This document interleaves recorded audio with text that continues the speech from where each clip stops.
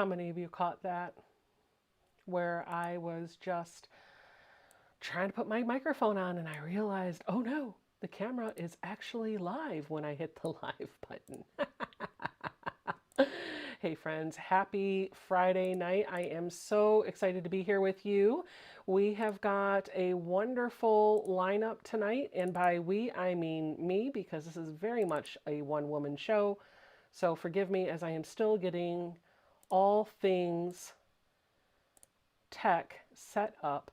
We had company tonight and I have just finished visiting with them. They're actually on their way out. And so I'm transitioning into the sewing room and I need an extra moment. So don't mind if I do. Okay. Patty Sear sent in a wonderful donation. Thank you, Patty. I appreciate that. All right, so what are we going to be working on tonight? Well, I gotta tell you, I did get my Sojo back. So if those of you that aren't tracking this, let me bring you up to speed a little bit. You never know what's going to happen in the world of Becca. Maybe you do most of the time. I don't know. Anyway, so I think it was Monday. I don't know if it was this Monday or last Monday, but there was a Monday or a Sunday or a something where I decided to do a live stream at like 4 o'clock in the afternoon. It was right when my day ended.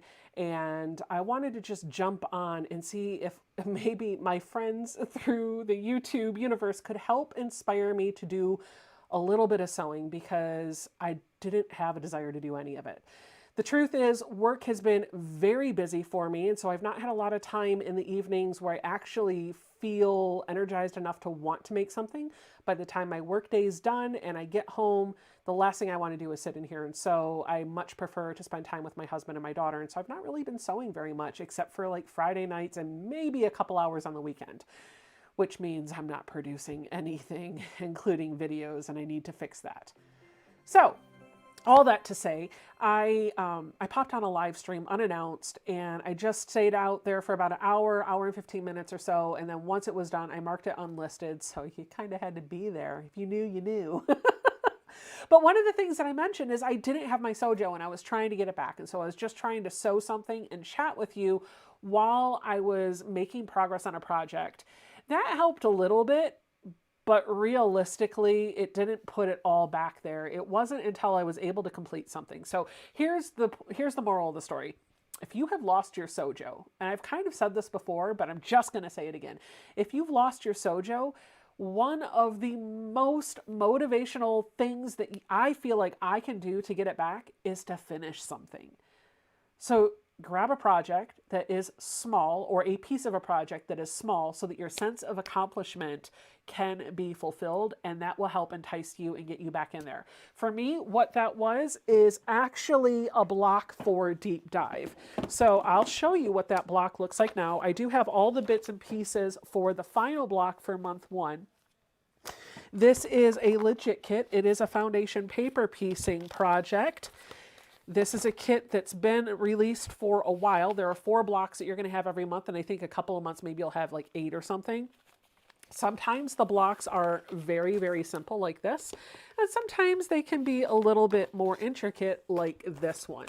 This is what I finished that actually helped me feel a little bit more energized and want to sew some. So I worked on this a few evenings this week, finally have it all pieced together, and now I've got all of these other little bits and pieces that are all the paper has fabric on it, and I am starting to actually attach them into the final block, which is going to be more intricate than that one I just showed you.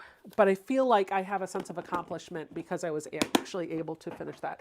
And that is a great point to bring up because I need to let you know that this is a block of the month with legit kits. If you do exclamation legit BOM in the chat, you'll get a link to this. And if you use my code Becca Dive, you'll get 10 or 15% off of your first month only. The reason why I'm bringing all that up is because they've taken the deep dive kit and they've broken it down into 12 installments. So if you've ever been if you know how to foundation paper piece, but you have been intimidated about a legit kit because of the price, the complexity, the time, any of those things, this block of the month makes it achievable and it makes it affordable. So it breaks it down into $40 a month for 12 months.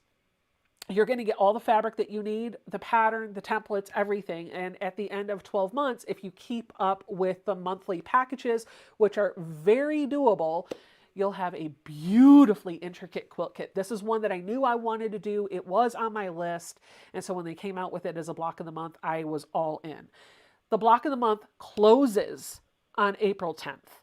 And that's why I'm talking to you about it right now. You only have 5 days left to sign up for that. So if you have been thinking about it, !legit_BOM will get you a link. Please use my code BeccaDive. I will let you know. I will get a small commission if you stick with the program for at least 3 months. So there you go. It won't add anything to your price though.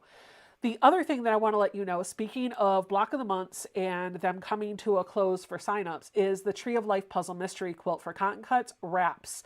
The signups wrap this weekend. I don't know what time it's going to be.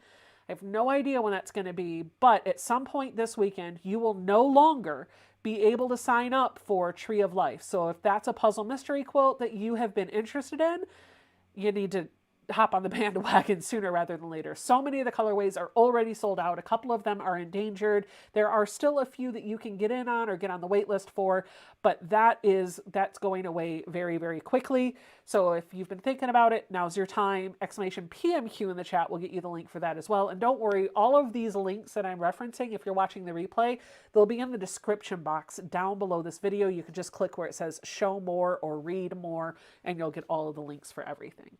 So those are the block of the month announcements that I had to give you, but I do have one more announcement. And then I'm going to slide into the chat and just say hi to a few people. Did I say that? People? Yeah, you know what I meant. So if you have not seen Ian's short already, we have a collab coming up 2 weeks from today. On April 19th, Tiffany and Ian are going to join me right here on this live stream, and we are going to tackle Continuum. This is a quilt kit that we picked up at QuiltCon from a shop called Threaded Lines. Now, Threaded Lines is the quilt shop that Ian works with. They're from his neck of the woods, so he was really excited to see them and introduce them to his friends, and we were excited too. So they had this beautiful quilt kit using some Juicy Juice fabric. I loved how bright this was. They had a sample made up in the booth. It looks pretty simple to put together, and I like the bright colors. So I bought a kit, Ian got a kit, and we decided we were going to do this together.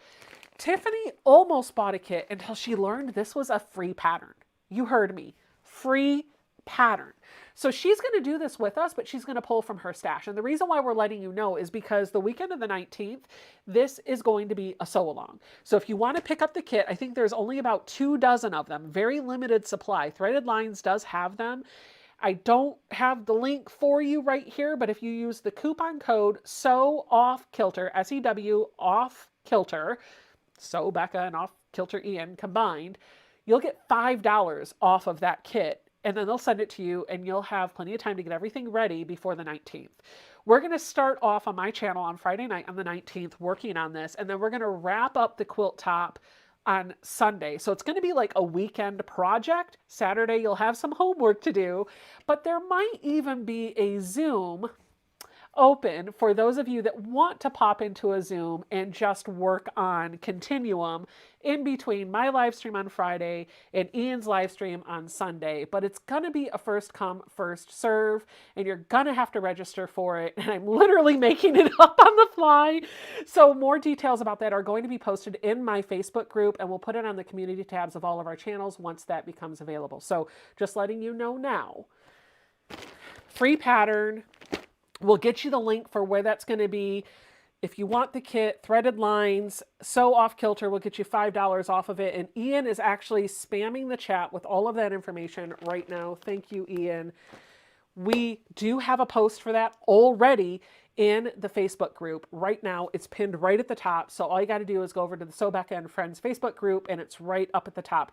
This is designed to be a sew along that you can buy a kit for and make the same thing, but you don't have to spend any money on. Get the free pattern, pull from your stash, and let's sew it together. It looks like an easy sew, and it's going to be a lot of fun. It'll kick off on my channel right here, Friday night, 8 p.m. We'll sew together for 2 hours. On Saturday, there will be a Zoom session where we can come together. You can work in a small room with some other people. It is not open to just VIP members. So if you are not a channel supporter or a VIP member, this will give you a taste of what those Zoom sews are going to be like. But it will be first come, first serve, and you will have to register for it. Okay, I think that's all. And then we're going to finish 2 p.m. on Sunday on Ian's channel, Eastern time. Okay, that's everything. Did I get everything? I think I got everything. Let me know if I didn't get everything.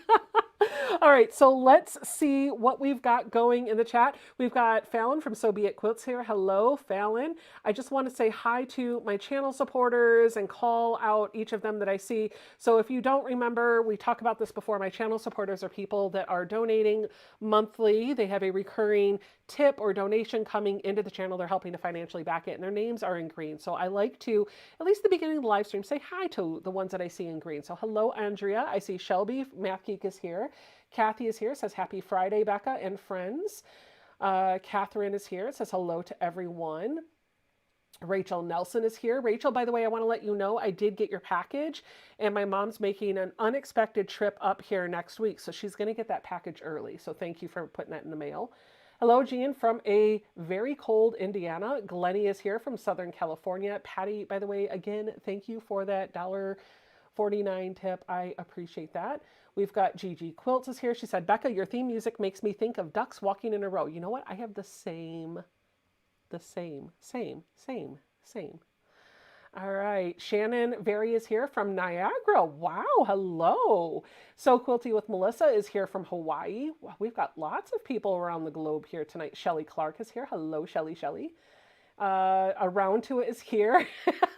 So around Shirley, by the way, that's Around to It. You guys, Ian, if you could grab Around to It's channel link and just drop it in the channel. I don't want to spam with a bunch of channels, but I do want to give Shirley a shout out.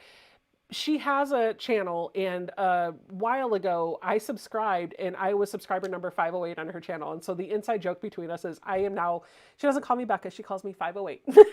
So that's what that is. But she had a live stream the other day on a block that she was just kind of making on her own. And I stopped over to watch it, and it was really, like, I really enjoyed watching. I was lurking for a while, and then she was talking about how she lurks on channels a lot of times, and so I popped into the chat. I was like, a lot of us lurk, don't worry. So if you haven't checked out her channel, go. You know how I am. Like I like to let everybody have a shout out every now and again. So I'm sure Ian's already put the link in the chat or is doing it now. Check her channel out. I'm sure she would love it. And if you like what you see, subscribe. All right, let's see what else we've got in the chat. Have I missed any green names? I don't think so. I think I've got them all. Just scrolling. Bill is here. Hello, all sewing and lurking in the background. Hello, Bill. Bill, by the way, the extension table for my for Bella, my 301 came today. So I bought, if you guys don't know, Bill's a good friend of mine. His dad restores vintage machines, and I bought a Singer 301 a couple weeks ago. It was missing the bed extension, so I had to buy that replacement part. But I am shipping Bella, that is the name of the Singer, down to his dad, who's going to restore it and paint it a very pretty color. But I'm not going to tell you what color it is, because you're going to have to wait until I get it back. So I just wanted to let him know that that's there. Somebody's asking for the link. Ian, if you could make sure that the links are dropped, I really need to add that command. Maybe Mary can help you put that. Free Spirit says, I do reverse psychology on myself when I don't feel like sewing. I don't allow myself to go near my sewing room for X number of hours a day, and it makes me want to go sew. I have found that if I don't want to sew, I don't force myself to be in here. I allow myself the freedom to leave and go do other things, playing video games, playing board games, reading a book, watching TV, whatever that other thing is. I know it will eventually come back, and I don't want to pressure myself into it because I don't want to resent this. So Terry says, Becca, I think today is the last sign up date for 4 p.m. queues. The email that I got from Cotton Cuts directly said it should be sometime this weekend. They might be saying today, but they're going to keep it open for a day or two into the weekend. So just moral of the story for the PMQ, move, go, go, go, go. I think I've got everybody. I'm still scrolling to catch up with the chat. I think that's it. Okay. Yep. Okay. I got it. And then the chat quit working. Okay. So what am I going to work on tonight? Well, I am going to pull some of my scraps. I have got 3 bins of scraps that are about this size, and I need to start doing something with them. This pile of scraps is a lot of fun because these are all scraps from the quilt that I made, the quilt that I'm making. I got to put the blocks together. I will be doing that at the end of the month. The panda quilt for Mary. But there's other fun scraps in here too. These are scraps from putting together the bumblebee quilt that I made for my QuiltCon swap. Lots of fun things in here. I want to work with my scraps, and I want it to be no stress. Last week, I wasn't sure what I was going to do, and I kind of made it up on the fly of my pants, and it worked. But I wasn't sure what I was going to do, and I was talking to Bill and Ian and Tiffany and Mary and my mom, and I didn't really know what I was going to make, and so Bill had suggested, do quilt as you go, I need a refresher. And I was like, oh, that's a great idea, but then I did something else. So tonight, I'm going to combine quilt as you go with Ian's postcard tutorial, and I'm going to make some quilt as you go fabric postcards. And I'm going to show you how to do all of that. Quilt as you go is something that I know a lot of you have asked about. This is not a full quilt, but you could take the technique and certainly apply it to a full-size quilt if you'd like. So that's what I'm going to work on tonight. The starting point is going to be to grab some batting that I'm going to adhere my quilt top to, and then some fabric that I want to use on the front. So I'm just going to pull out some of these really pretty blossom scraps just to start. I'm going to work with those for now. And I'm going to show you how I do this. But first, I'm going to switch to the overhead. Just like that. So you can see what I'm doing. Oops, I'm going to pick up my microphone that I just threw on the floor apparently. We're going to get things up and running here. I'm really excited to make some postcards. I like having quilted postcards kind of on hand a bit because I like dropping them in the mail. Sometimes I get fun packages sent to me. I get happy mail at the P.O. box, and having these quilted postcards are always nice to just have a bunch of them made up so that I can drop them in the mail as a thank you gift or as a thank you card for whatever people sent to me, but I have none to send. So I want to make some. So what do I have to make the quilted postcards? Well, I have some scrap batting, first of all. These are cut down to, I believe, 7. 1, 2, 3, 4, 5, 6, 7. Yep, 5 by 7. These are cut down to 5 by 7 pieces. And I've got some 72F. So this is a really thick interfacing that you can get from Joann's. And it's fusible on both sides. So there's glue on both sides. That's why it's 72. If you get 71F, it's going to be fusible only on one side. But the 72F is going to be fusible on both sides. So I use the 72F. And then the other thing that I have, which I just realized I don't actually have out here, but I did have, oh gosh, here I am being unprepared, looking all over for this, but let me just, here we are. There it is. I am prepared now, doggone it. Okay. This is the other thing you need, is a piece of 80-pound or 60-pound cardstock cut down also to 5 by 7. So all 3 of these are 5 by 7. And Ian, do you have a, I don't know if you're ready to talk to people about postcards yet. I can't remember. And I just realized I kind of put you on the spot by talking about that. So I'm just going to stop. I think you're going to need to stay tuned to Ian's channel because he's got some things that might make this even easier. And that's all I'm going to say. And if it's already out there, he'll just type it in the chat. Okay. Okay, not yet. Not going to say anything. Just stay tuned to Ian's channel. More details coming. So let's talk about Quilt As You Go. What are we going to do to make this work? Well, we're going to grab a piece of our batting, and these are going to be kind of improv, though you could certainly do this with more of an orchestrated look. The whole idea is that we're going to start by putting a piece of fabric on our batting with the wrong side of the fabric on top of the batting, almost like you would with string piecing. And then you're going to grab another piece of fabric, and I'm realizing now the flaw in this because I don't have a lot of very long pieces, and you're going to lay it down so that it is right sides together with the first piece of fabric. And we're going to take this over to our sewing machine, and we're just going to stitch a 1/4 inch away from where those fabrics meet up. So just like this. So as I'm piecing these two fabrics together, it's actually quilting it through that batting. And then I'm going to bring it back over here, and I'm going to fold this over, and I'm just going to press it with my finger, just like that. And because this is more improv piecing, it doesn't matter what I'm adding or how I'm adding it. It just matters that I'm building it out. I don't want to put another yellow piece next to this one, so I think I'm going to do some pink, but this pink by itself is not big enough to fill up that whole space. I want to make sure that whatever fabric I'm adding is at least as wide as this piece is. So I'm going to piece these two pieces together. This is what I like to call Franken grow my piece.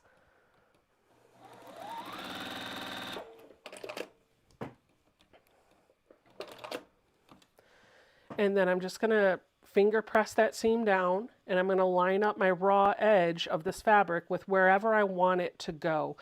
I want this yellow to be a little bit more narrow, so I'm not going to line it up with the raw edge of the fabric. I'm just going to move it over a little bit. There's no rules. We're freeing ourselves from any rules, any measuring, any of those things. We're just putting the fabric where we want it to be, and we're just stitching.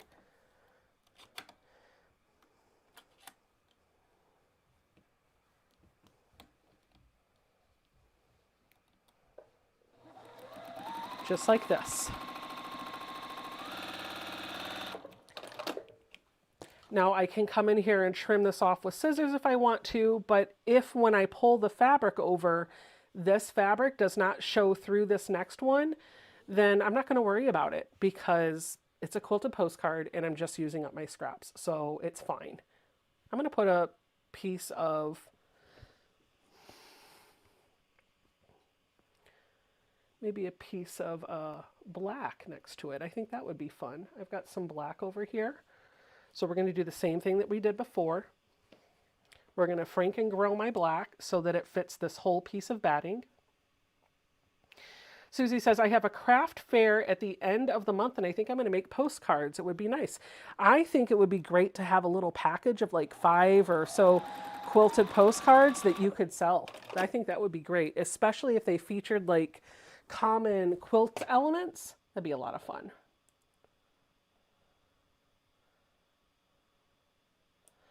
Victoria Stewart says hello from Indianapolis. Hello, hello, hello. Becky Spencer says, hello, Becca. Thank you for explaining your projects. You always make it look easy.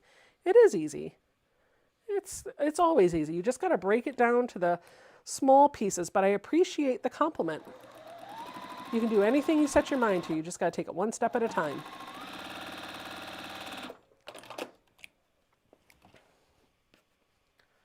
Fallon says, those are really pretty and cheerful fabrics. They are. I love the colors. And now I'm going to finish it off over here with this one. This is a leftover scrap piece of a floral that I put in to something. Oh, I don't even remember what it was. But I don't want as much black. I'd like the floral to be there. So I'm going to kind of pull this back a little bit more.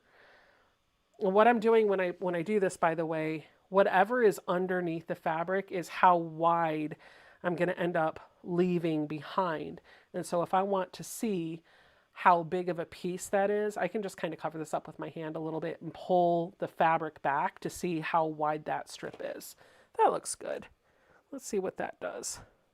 I just want a little bit of black.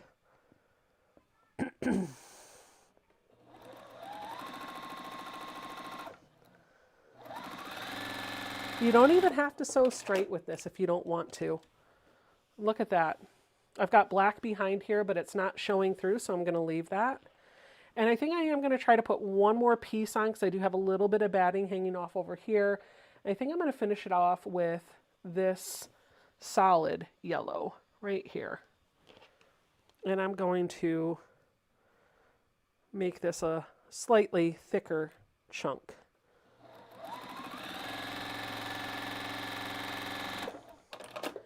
Now this one, I'm pretty sure that when I do that, I can see the floral coming through. So for that reason, I am going to come in with a pair of scissors and I'm going to cut away the excess that's behind the seam allowance. I can do that with scissors if I want to, but I just realized I don't have to. I'm going to fold the batting back so that all I have is the fabric, the seam, right? And then I'm going to grab my add a quarter ruler because that'll give me a nice edge. In my rotary cutter, I'm just going to slice that off. There we go. How about that? Easy peasy. No muss, no fuss. And now I'll pull that over and look at that. Look at that. Who knew playing with scraps could be so fun? Hello, Teresa Chutter. Thank you for subscribing. Thank you, Lisa Millard, for subscribing too. I appreciate that. All right, so once all of that's done, I am going to give it a press with my iron just to make sure all of my seams are laying nice and flat. Just iron this all the way down. And then once, oops, let's pull that batting back over so it's not folded anymore. Once I've done that, we're going to square it up. So remember, I told you my batting was cut at 5 inches by 7 inches. And so I'm going to clean this up. If you wanted to cut your batting just a little bit bigger, you certainly could, and then you could trim it down. Mine was all pre-cut for me, so I'm going to have to keep it to this size. Postcards can be 5 by 7. They could be 4 by 6 if you'd like them to be. I like to go with 5 by 7. So I'm going to grab a ruler. I'm just going to line it up with the edge of that batting, and I'm just going to cut through the fabric right next to the batting. I'm going to do that on all 4 sides, just like I would if I were squaring up a quilt.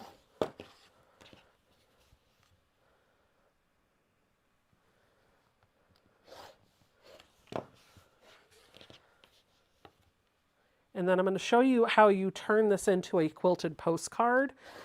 But then after that, I'm just going to start making some quilted, some quilted postcards that need to have the next step done on their own. So once you have your quilt top on your batting and it's quilted, so you can either make a quilt top, put it on here and quilt it, or you can do the quilt as you go method, which is what I just did. Then you're going to grab one of your pieces of 72F and one of your pieces of cardstock. I lay the quilt top on top of the 72F, and then behind it, I put the cardstock.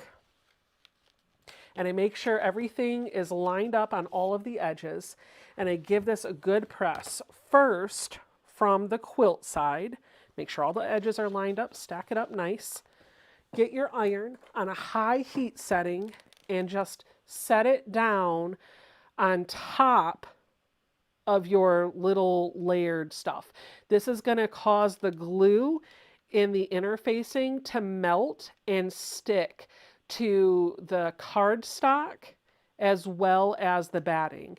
Now the trick that I like to use is once I've done the heat from the top, I will flip it over and apply heat to the cardstock side just to make sure that that glue is in there extra nice and tight.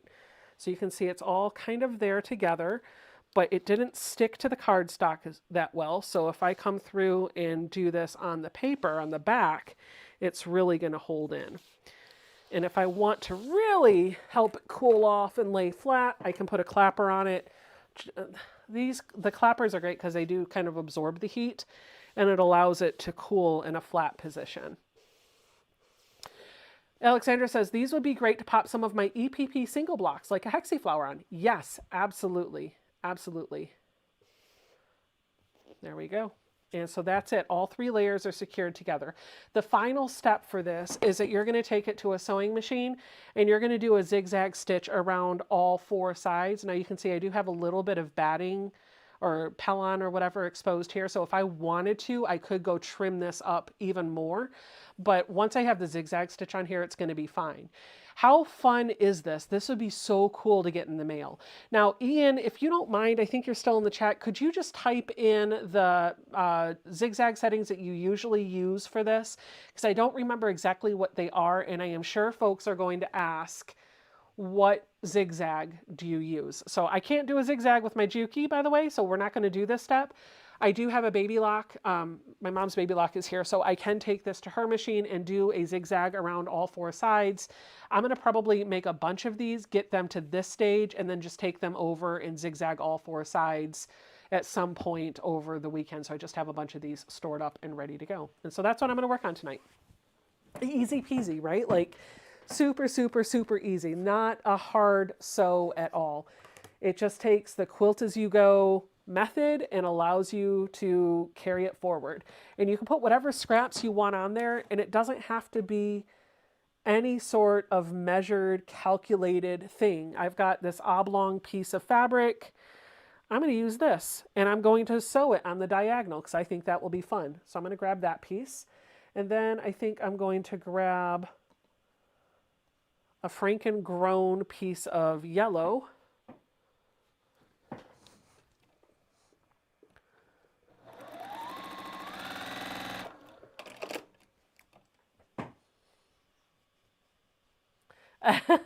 No worries. With the zigzag stitch, you can make it as wide as you'd like. I like a wide setting, but when you're, so like, but the length. So I like a wide zigzag for the finishing side. Ian saying he doesn't remember. So I like a wide zigzag setting for the side, but I don't like a super tight length. Because if it's really tight, like a satin stitch or something like that, you're going to end up perforating the edge of the paper and it won't stick on there. So really all you're really trying to do is just put a zigzag on there that's going to help keep the layers together and reduce fraying. Don't do a satin stitch. Don't do a tight zigzag. Do a wide, looser zigzag and you should be fine. So I'm going to keep following that zigzag curve on this one. That zigzag setting, angled, that's it, that's what I'm talking about, angled. And you'll notice, I don't know if you can tell, but I'm not even lining up the edge of my presser foot with the edge of the fabric. I'm just kind of going in that general direction. I'm not worrying about sewing straight or having a perfect seam allowance. I'm just sewing. Now I think the next time I do one, I'm going to kind of come in this way a little bit. And we're going to use some purple this time. I think I might need 3 pieces of these squares. Can you use a serger to do the edges? Sure, I guess you could. Just make sure that it's not a tight stitch and it can handle cutting paper because it is going to cut the paper. I don't have a serger though, so I could be telling you a lie, but I would guess you could. Aw, Free Spirit said, such a cute idea. I learn something new every time I come here. Thank you, Becca. You're welcome. Thank you for being here. I appreciate you. So we've got this, and now this time I think I want to go lopsided. Maybe like this. So what I have to do is just see where I want it to be when I lay it on there once I flipped it, and then I'll flip it over and I'll sew next to that edge.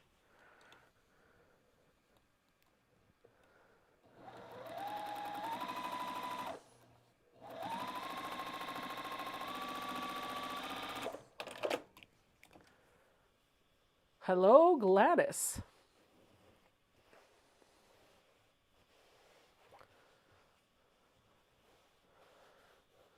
There we go. That looks fun. Let's put some pink in here. How about some pink? Lily says, is talking to So Terry and says, I was on 1st Avenue and 34th and looked around to see if anyone noticed. Oh, she must be talking about something else, but I'll finish reading what she said. But everyone was going about their business, so I thought I was losing, but started getting a bunch of texts. Oh, they're talking about the earthquake. That's it. Got it. So Lily, you felt that? Sue Ellen Quilt says, I came in late. How big are the cards? They are 5 by 7, 5 inches by 7 inches. So I have 3 pieces of things that I am using, a 5 by 7 piece of batting, a 5 by 7 piece of 72F, and a 5 by 7 piece of 60-pound cardstock. And what I'm doing is just some improv quilt as you go on the 5 by 7 batting that I will adhere to the cardstock and the cardstock and the 72F.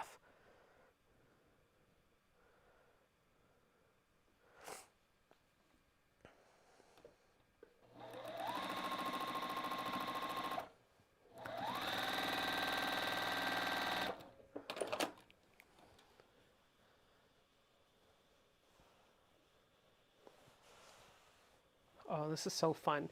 What I love about this is actually the very end when you square it all up and you see it nice and clean. Because until that point, it kind of looks a little crazy and a little all over the place. And then at the very end, you're like, oh, it looks wonderful.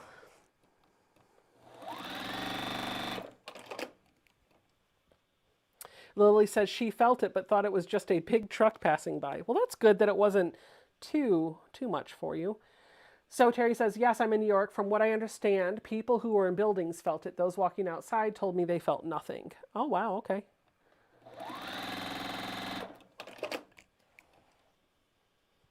Ellen says, these would be nice to make for nursing home residents that don't receive a lot of mail, especially with the holiday prints. Yes.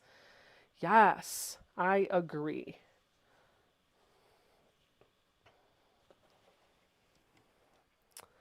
Hello, Cindy Wall. Welcome to the live stream. Hello, Michelle. Michelle the Quilter is here. Says hello to Gladys.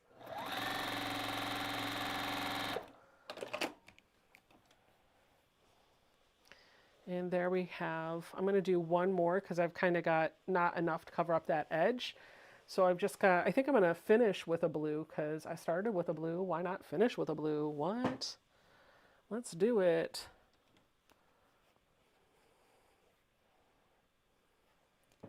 Grace says she lives out on Long Island and definitely felt the quake this morning, but not any of the ones that showed up later in the day. They said aftershocks can last for a week. So Terry says, and you can just throw these in the mail with a regular stamp. I think I'm going to send one to my granddaughter 3 miles away and I'll make it a special one. Yes, you can. Now, of course, if you want to take extra precaution with these to make sure that they're protected a little bit more, that is always an option, but you can totally just throw them straight in the mail. I'm going to make it just like that. That'll be fun. See if that folds over and covers. It does. Cool, cool, cool. I've received them both ways. Ian tends to just write a message on the back and toss a stamp on it and throw it in the mail. But I have definitely sent them that way, but I have also sent them in some poly mailers or in a card envelope or whatever you have on hand. Juanita Hale says, hello, Becca. So excited to catch you live. Hello, I'm so excited that you caught me live. Welcome to the live stream. All right, let's give this a press. So pretty. And I think for now, I'm going to probably stop playing with these scraps and get into something a little bit different. I don't want to bore myself making all of the same one. So let's clean it up first.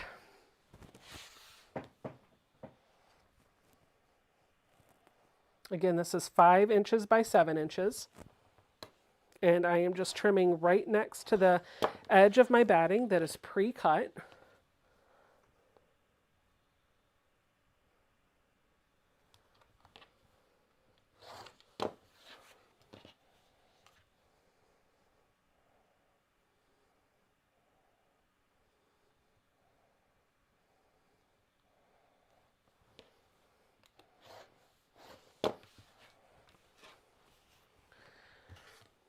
And there's my second one. Oh, that one's so cute. It's so cute. And again, to help remind you of what we're doing, we're going to grab my 72F and a piece of cardstock, and I'm going to layer them together with the 72F in the middle. Make sure all my edges are nice and lined up. And we're going to iron it. Sandra is asking, what kind of iron do you have? In the description box down below is a link to the iron that I have. I believe it is a link for Amazon. It is the Panasonic cordless iron with the ceramic sole plate. The model number is WL607.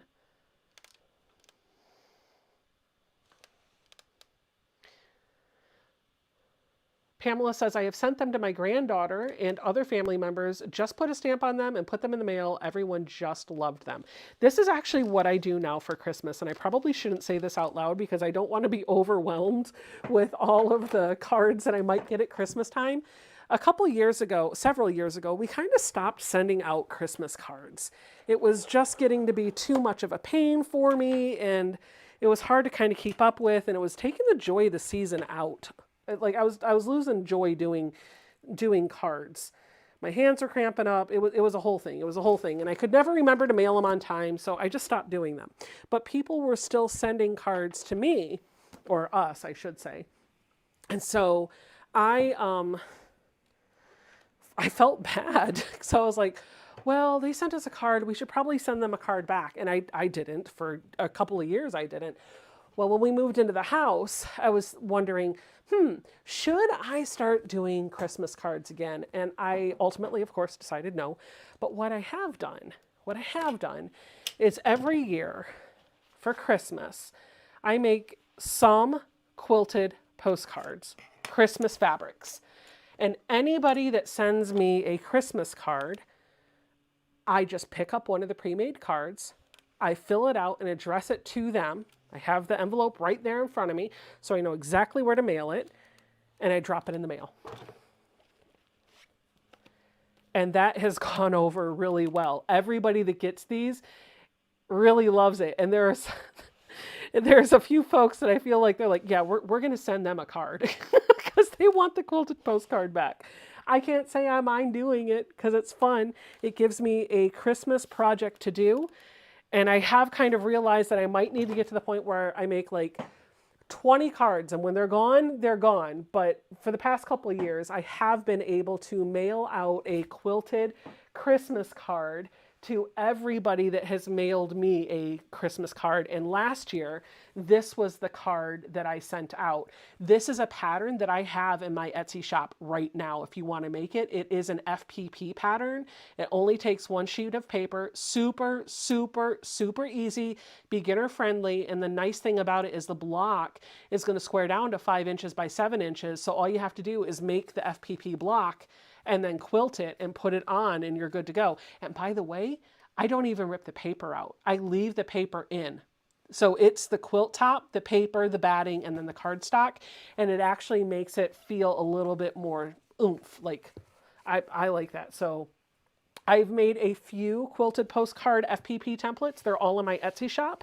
I think !Etsy in the chat will get you a link to there. I think they're like $3 or $4, but if you're a member of my VIP membership on my website, !VIP, that's $5 a month, and you have access to all those downloads for free.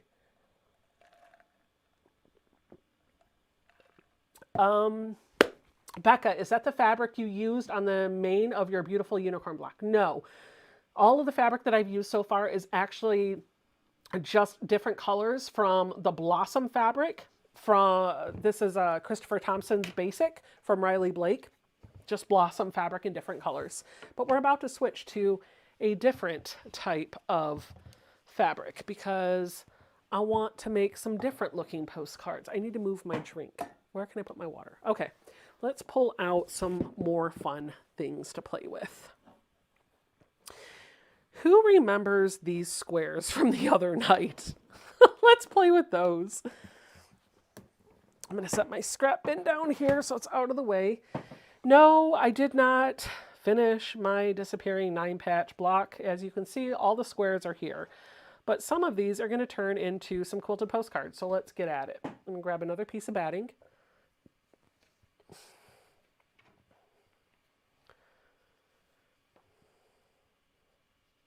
And I've seen people do this, so let's try it. I'm going to try to do kind of an improv log cabin. So what I want to do, this is just me being extra, I'm going to cut a 1.5-inch square out of one piece of fabric.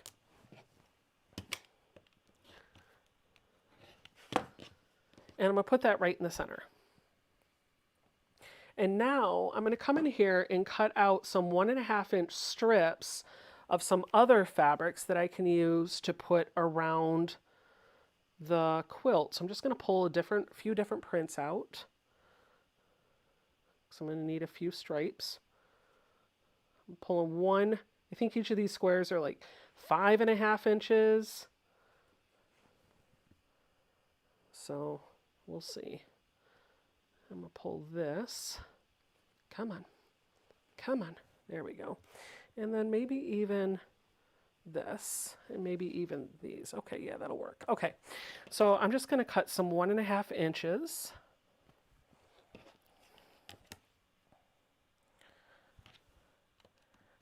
Here's one.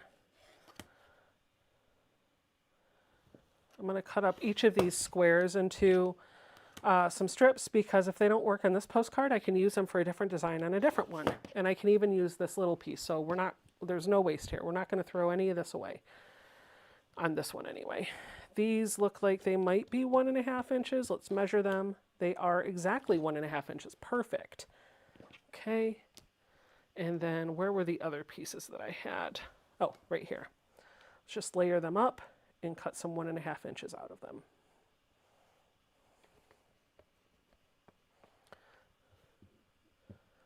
Becca could come. Where could I come? Where am I going? Quilt. All I saw is Karen say, Becca could come. Where am I going? Where am I going? Tell me where I'm going. I'll pack up.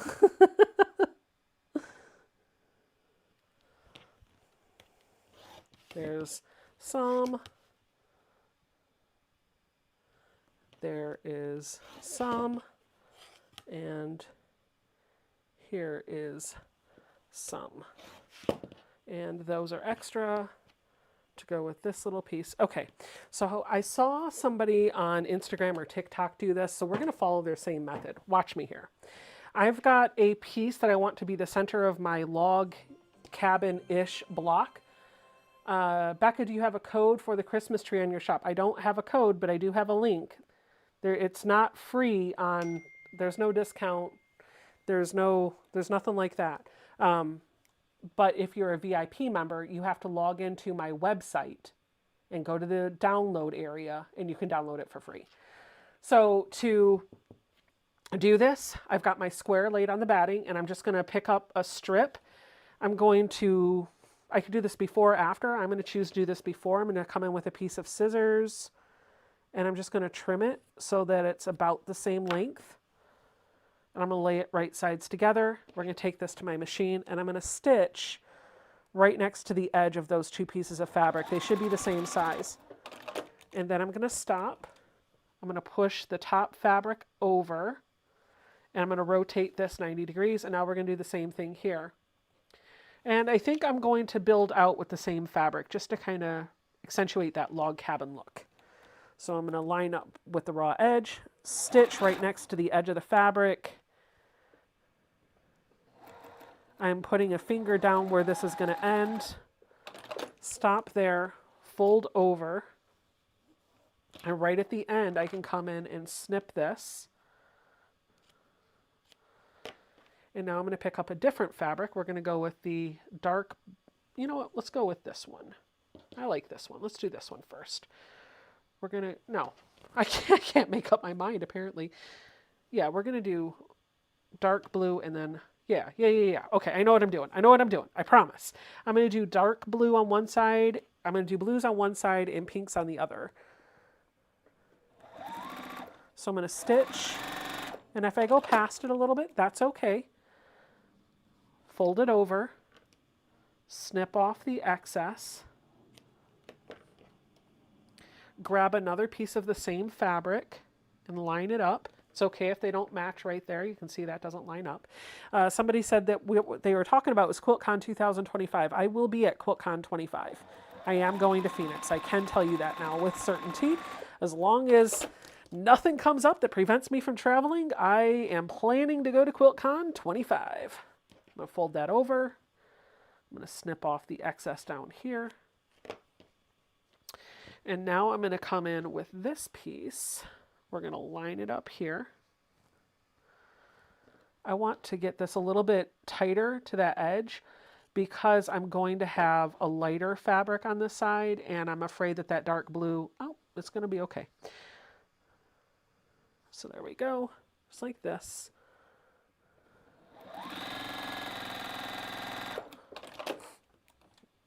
Fold it over, just like that. Oh, so pretty. I'm going to snip this off here. Any advice on how you know what category to enter a show quilt in? No advice because I don't know.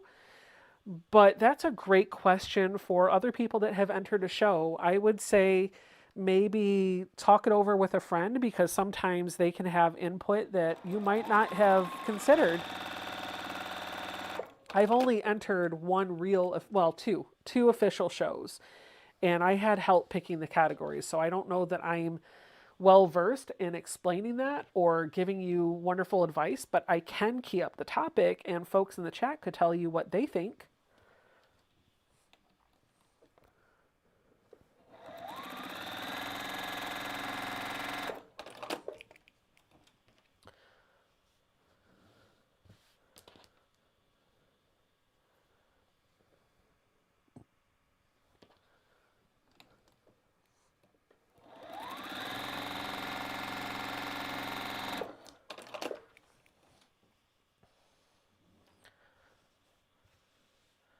Loretta says, I'm loving this. I'm going to do it for Christmas.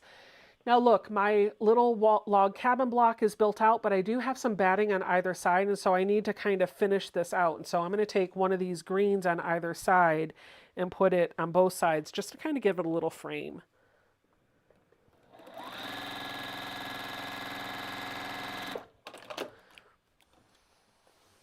There we go. I'm just finger pressing every step of the way. There are no rules. You're just putting it on the batting and stitching it down. You're piecing with the batting behind you, which is going to give you that quilt as you go. So when I flip it over, you can see the quilting is actually on the back. And there's my little quilt top. It's got fabric extending off all edges of the batting. So I'm going to clean this up. Now these pieces that I'm trimming off, I'm going to throw away. They're less than an inch big. I don't want to keep them.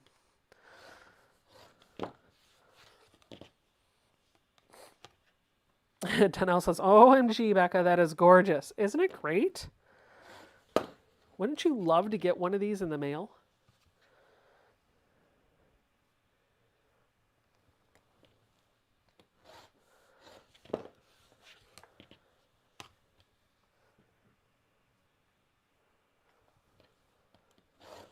There we go.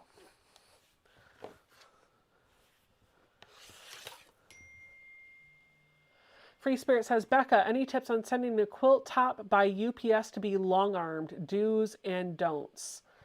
Okay, so do wrap it really good. So what I like to do when I'm mailing a quilt top out is I'm going to go to the single camera view and see if is the lighting okay, by the way? It looks like it is. Yeah. That side, okay. So what I like to do when I'm mailing a quilt off to a long armor, I like to make sure that it's covered well. So I'll a lot of times spend a little bit of extra time just making sure that it's folded nicely and then it's wrapped in a Ziploc bag or some sort of plastic bag so that when it's inside the packaging, if the packaging gets wet, it's taken care of. A couple of things that I have heard from long armors that might help you. Number one, if you could, please snip away any excess threads that you don't want to poke through on your quilt top.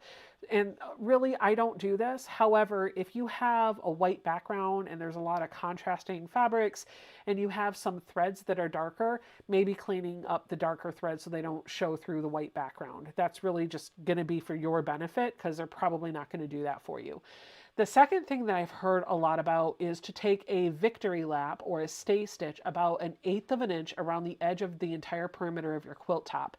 That's going to help reinforce your quilt top and keep any of your seams from bursting. And that 1/8 of an inch stay stitch is going to be hidden when you actually square up the quilt and put your binding on. So that helps them help you. And then of course, you don't have to give it a perfect press, but maybe make sure that it's pressed flat and then fold it nicely and then mail it off. And when the long armor gets it, at least my long armor, who happens to be Beth from Goody Goods, they'll give it a good press when they get it too, to get all the wrinkles out, but they're probably not going to spend time starching all of your seams and getting the quilt to lay perfectly flat. They're just trying to get the wrinkles out so it can be loaded on the long arm. So you want to make sure your quilt top is flat before you send it to them. And I think that's really all I would add, but if there are long armors for hire in the chat that have some recommendations or tips and tricks, feel free to add your 2 cents in.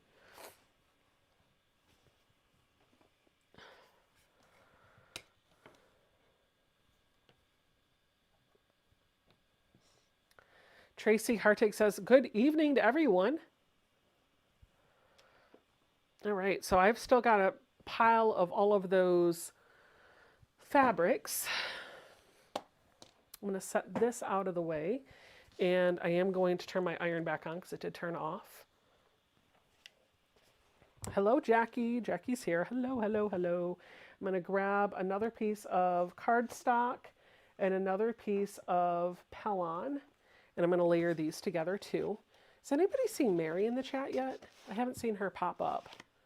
Hope she's okay. Normally she's here by now. I haven't heard from her today.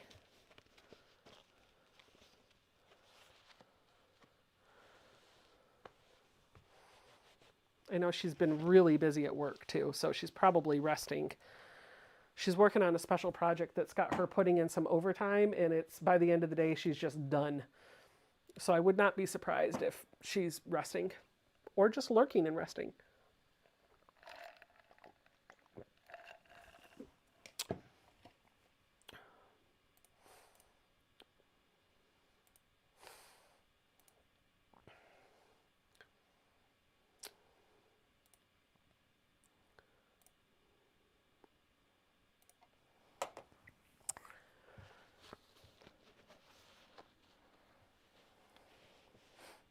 All right, let's get this pressed.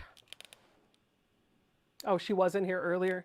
She's probably laying down and listening. Or actually, she's been trying to get her sewing room cleaned up. So she might be in her room organizing and cleaning up and listening. You guys, she's coming in a couple of weeks. Oh, there she is. I'm here and let you know that I was late because I just finished work around 8:20 p.m. See, listen, right? But you guys, listen, I got to tell you, Mary's coming to visit. The last weekend in April, April 27th, she's coming up. And she will be here for either a week or 2 weeks. So that first Friday night in May, she will definitely be here in the room with me. Are you guys so excited to have Mary in the sewing room with me? It's been a few months since I've seen her. Well, no, actually, I saw her at QuiltCon. But it's been a couple months since she's been here. So I'm really excited about that. Somebody's saying, what is the Pellon called? It is 72F. Yes, Pellon 72F. F stands for fusible. 7, I think, stands for the thickness or the sturdiness or the heaviness or whatever, but the 2 stands for double-sided. So if you get 71F, it's the same thing, but it's only got the fusible on one side. Hope that helps.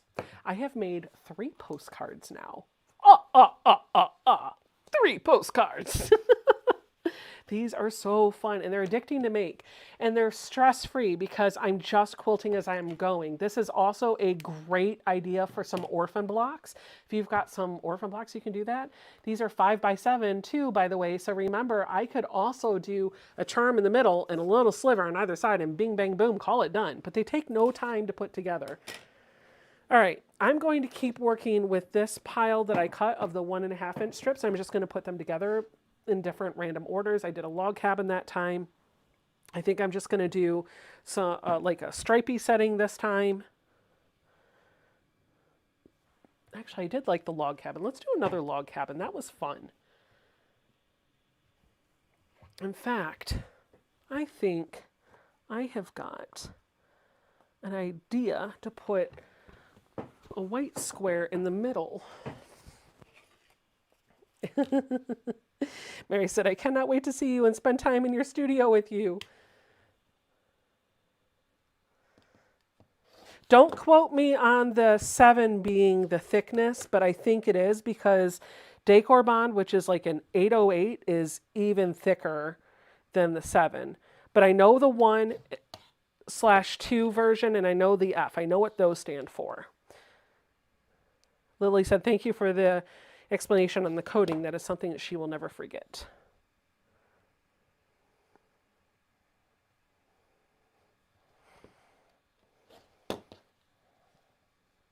I'm making some little 1.5-inch squares that I just made 3 of them that I can use in the center of this. The log cabin was fun, so I want to do another one. I'm going to put this down in the middle, and then I'm going to set these aside, and I'm going to grab some more 1.5-inch strips. I could lay in Becca's sewing room and just sit in awe at the colors. I like the sewing room too. But I will admit, like for a moment when I read that, I was like, I thought you said you could just lay in my lap. Marie says, can you educate this Canadian on what a forever stamp is? It's just our normal like letter stamp. They call it a forever stamp. It's what we use to mail letters. I don't know why it's called a forever stamp. Maybe because it'll always work forever even when the postage rates go up. Maybe that's it. I don't know. And I don't even know if that's a true statement. Please label your top and bottom of your top and backing. Oh, that's a good idea. Janet is piping up with the tips on mailing a quilt to a long armor. Please label the top and the bottom of your top and your backing. Sometimes what we long armors think is the top is actually not the top, and that matters for the design. Good tip. Thank you. Can you use fusible fleece? Yes, you absolutely can. That would work too. However, not fusible fleece. No. You cannot use fusible fleece in place of the Pellon 72F, but you can use fusible fleece in place of the batting. And Ian just texted me, once you buy a forever stamp, it's good forever until you use it. And that's why it's called a forever stamp. So I guess I was right. I just guessed at that, by the way.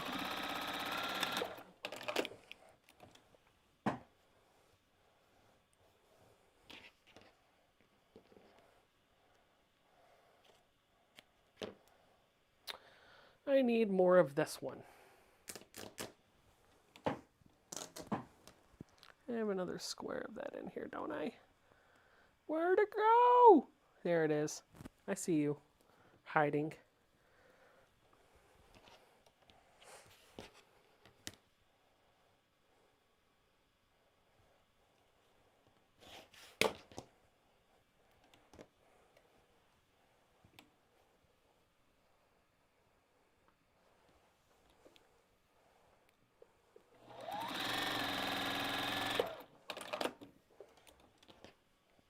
Will any cardstock work? As long as it's 60 pound or 80 pound, yes. And I'll give you a tip. If you are mass producing these for something like Christmas or Valentine's Day or maybe birthdays, you could, and you have a Cricut or a printer that can print on cardstock, you can have the printer or the cardstock address and write out all of them and then cut your cardstock down to your 5x7 squares. And when you put them together, it's a pre-filled out quilted postcard. I may have done that. It wasn't a mass-produced one, but I did use my Cricut to fill out a very special postcard that I mailed to my sister. So that was a lot of fun too. It just it elevates it and makes it look a little extra. Pellon Guide, Pellon 101 guidable. Oh, there's a Pellon 101 guide printable PDF out there. If you guys want to search for that, that will help you get to it, but I'm not grabbing the link. I don't have the link. But if you do have the file or the link, you can always put it in the Facebook group and people can grab it from going to the So Becca and Friends Facebook group.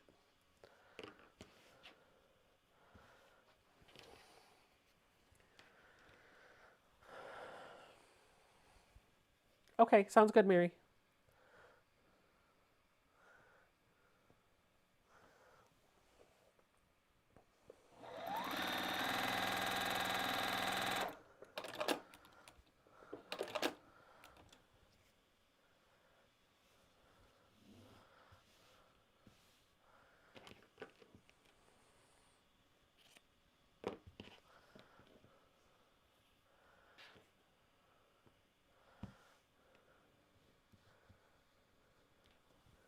I'm going to grab one of these.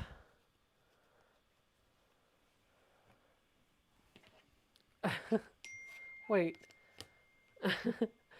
Denise says, any chance you will organize, hold on, I got a text message that came in for a comment that I missed from a lady by the name of Denise. So let me get that up here. Denise is saying, Becca, any chance you will organize a sewing retreat? You are within driving of me in the DMV area. I would love to do that, but I'll be honest with you. The reason why I don't is because I feel like nobody would come.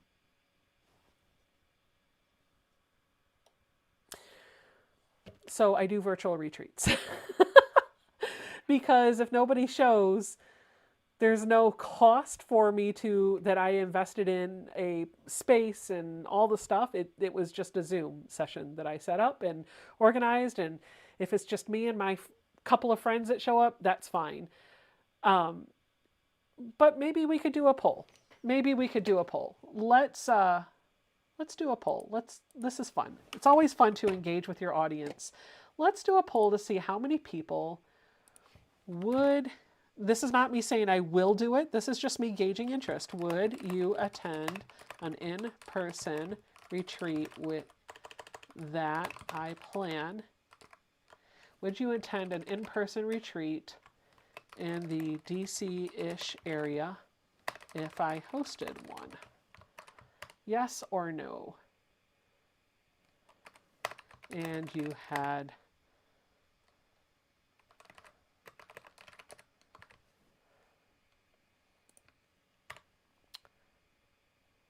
there. Click on yes or no in the poll. I just started it. Be interested to see what it would be.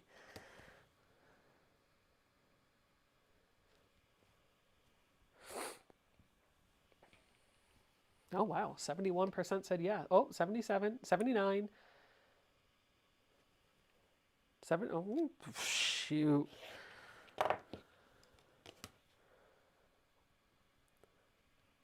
Wow. Okay. 67 would.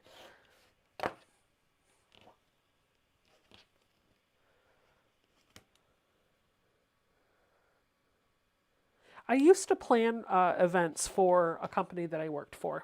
So I know what goes in, and I've planned events for my church. So I know what goes into planning events, and I actually like doing it.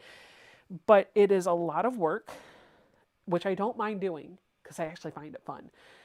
And it is a financial commitment because you got to sign up for the places, and a lot of times you got to pay before you get the money from the other people and all that other stuff. So it's been a thing that's been on my list that I want to do, but I'm terrified that people can't afford to go.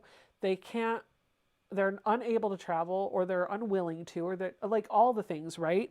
And so it just ends up being one of these things where I'm like, well, that's a future problem. That's a future goal for Becca.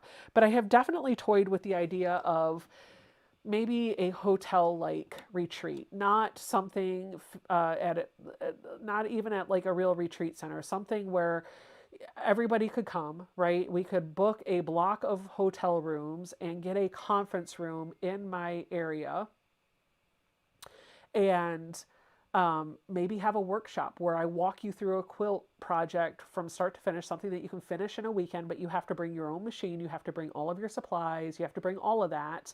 and the cost would cover your hotel and access to the conference room at the hotel where we're going to sew in, but you would be responsible for your meals. And so that's kind of what I've thought about, but it just always falls on the back burner. And so it just hasn't happened. But if that's something that you would be interested in, it would obviously be limited seating. So it's not like I need 100 people to go, but I would need enough people to be able to do, I would have to be able to fill enough seats. And I don't know if I would be able to do that because, let's be honest, not all of us can travel, right? So for me, when it comes to sewing retreats, I have to be very selective with which one I go to. And there are a ton of them out there, which is absolutely wonderful. The So Yeah Brothers do a couple every year, and I've heard those are off the hook.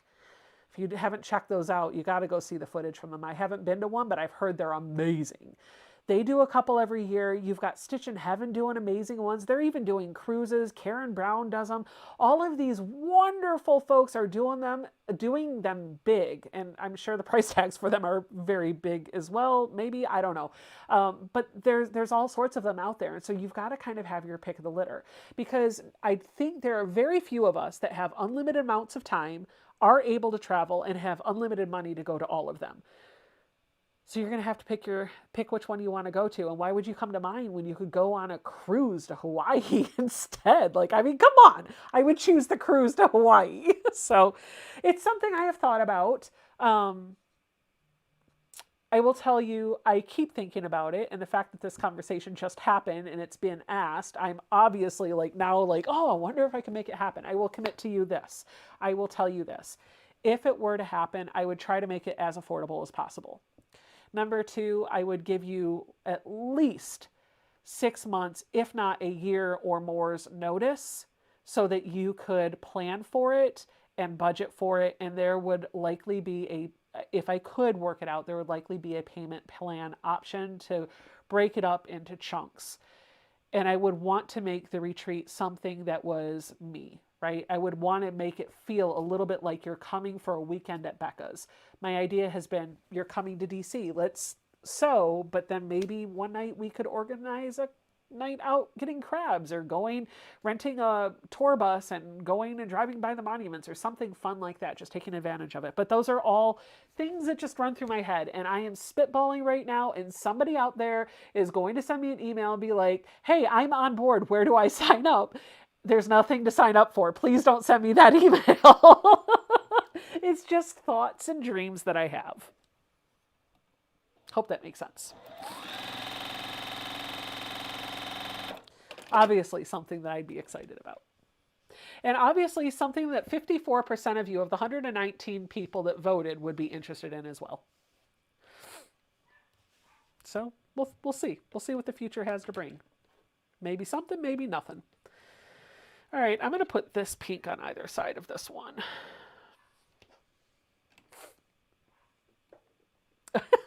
Deb says, I like the idea of going to a retreat, but it's so much effort just to schlep all my stuff. I hear you. One of the things that I've talked to my husband about, and gosh, I don't know why I'm even talking to you guys all about this, but it's a retirement goal. It would be so cool if we could buy an investment property and kind of set it up like some of the other places have, like where it's a retreat center for quilters, except next level. In my head, it would be great if they all had the same machine everywhere, in tables everywhere. And you had a cutting and pressing station at every table, so that if you came to this retreat center, all you had to do was bring your fabric. No machine to drag, no rotary cutter, no snips, nothing. Just bring the fabric that you want to work on. Everything's there for you. It's there, it's set up, and it's waiting for you to show up. Now, if you wanted to bring your own machine, you would, of course, be welcome to do that, but they would be there. Kind of like what I think Missouri Star does, because Missouri Star has the retreat centers, and you can rent the machines from them. I just realized they do that. That would be great, but in an Airbnb type of atmosphere, kind of like a Missouri Star meets Quiltville from Bonnie Hunter, which, by the way, that's on my bucket list. for a personal retreat. I don't think I'm fitting all of you in the Quiltville with me.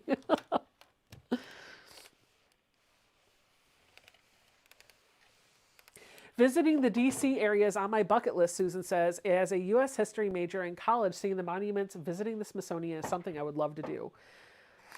I mean, if you ever make it out here, even if I don't do a retreat, tell me. I'll be happy to meet you for coffee, Susan.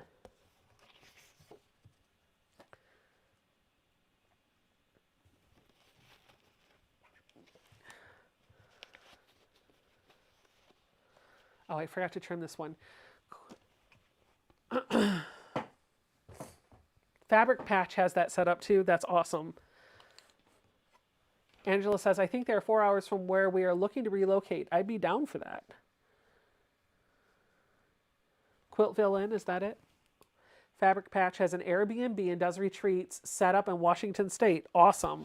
I need to talk to Cindy about that. Like, could I just have your space? How many people can I fit? I'm not bringing a machine. I'm using yours. Is Quiltville only takes 12 people at an inn? Yes, that's correct.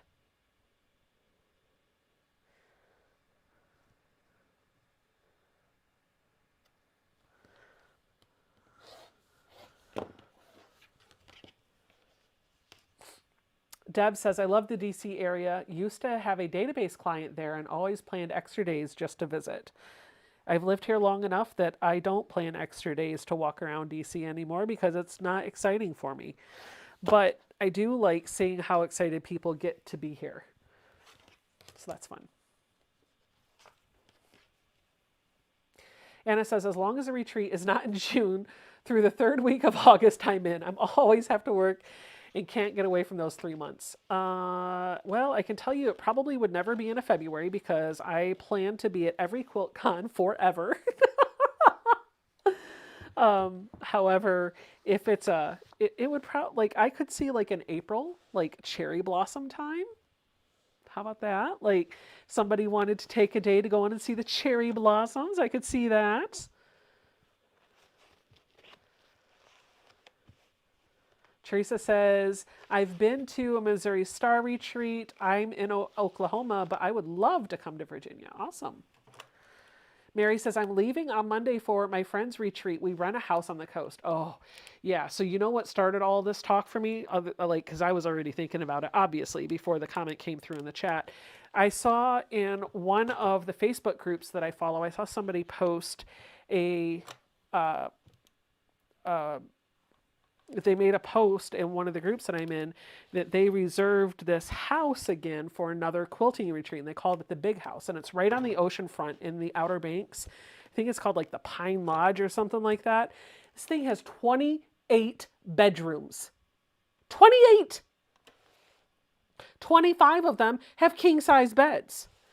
And then the other 5 bedrooms have a mixture of queen bed or double beds and single beds. And there's 35 beds altogether. 28 bedrooms, 28 bathrooms, 35 beds.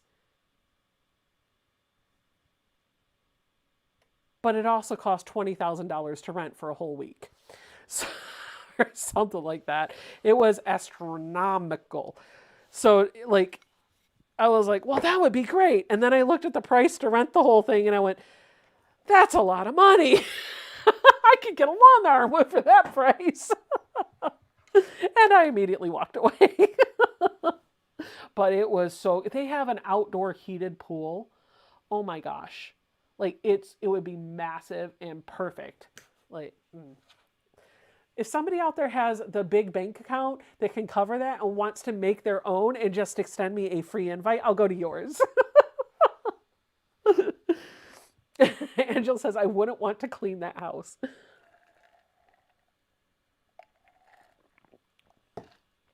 Okay, now I have made 4. 2 of them are log cabin ones. Look, this is the one, what it looks like with the little center square. I'm just going to keep going. I am going to step away and get some more water though, so I will be right back talk amongst yourselves. I'll give you a topic. Sewing with me on Zoom and Ian and Tiffany in 2 weeks. Go. Don't forget about the Continuum quilt kit. We'll talk about that when I get back.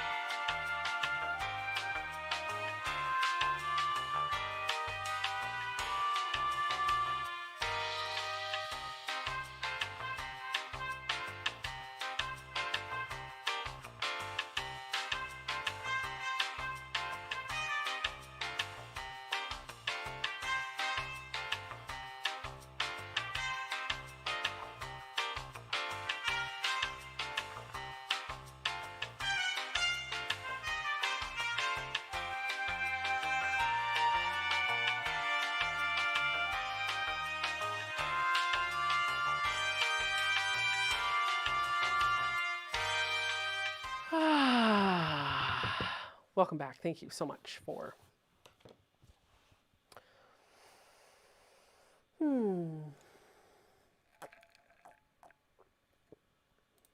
Well, the majority says they would love to go to a retreat for that. So, something to think about. All right. Let me remind you about what's going on 2 weeks from tonight in case you were not here at the beginning of the live stream. I'm going to repeat announcements. That way, some of you that might have been watching the ad, you're not missing out on any other conversation because you may have already heard this. Okay, 3 announcements for you. Announcement number 1, if you are thinking about doing the Legit Kit Deep Dive Block of the Month, that sign up closes on April 10th. Exclamation legit BOM in the live chat will get you a link over to that sign up page. And if you use my code Becca Dive, I will get a small commission. So it's a great way to help support my channel without costing you a single penny, but you will have to stick with the program for at least 3 months. So there's that. Second thing that you need to know, this weekend, Tree of Life Puzzle Mystery Quilt closes. So if you've been on the fence about doing that puzzle mystery quilt, now's your final chance, last call to sign up for that. A lot of the colorways have already sold out. There are some waiting lists for the ones that have sold out. A few are endangered, which means they are at risk of selling out. And then there are some that are still wide open for you to pick from, but the pickings are a little slim. So if you've been curious about this, exclamation PMQ in the chat will give you my affiliate link to hop over to Cotton Cuts, see what colorways are still open, and maybe snag a spot for yourself. And then the third update really has to do with the Zoom that I was talking about. 2 weeks from tonight, Tiffany and Ian will be joining me on my live stream on April 19th. We are going to be starting to sew the Continuum quilt. Now, this is a quilt kit that we got from Threaded Lines, and you can pick this up from their shop too. They have a very, very limited amount of these kits. I think like 20 or 24, so you have to act fast. The fabric that they have kitted with it are all these really bright colors from Juicy Juice. The quilt that they had made up in their booth at QuiltCon, yeah, that's the one that you're going to be making. It is gorgeous and it is beautiful. It's on their website, and if you use the code SEW, S-E-W, off kilter at checkout, you'll get $5 off that kit. Now, that coupon code, if I didn't mention this before, is only good for this kit. It's not good for anything else. It's not $5 off the entire site. It's $5 off this kit. That's it. Secondly, this isn't going to be just a one and done. Ian and Tiffany are going to join me right here. Ian and I are both sewing from the kit because I want a bright quilt, and so does Ian. But Tiffany is going to sew this from her stash because guess what? This pattern is free It's a free pattern. So if you want to do the sew along with us, you can. It's an easy sew. I think it'll just take us the weekend to put the quilt top together. We're going to kick off here and we're going to wrap up on Ian's channel on Sunday at 2 p.m. All three of us will be over there. Tiffany's going to do 2 live streams on Sunday, Ian's and hers. It's going to be phenomenal. It's going to be great. Tiffany's going to do it from her stash. I'm going to do it from the kit. Ian is going to do it from the kit.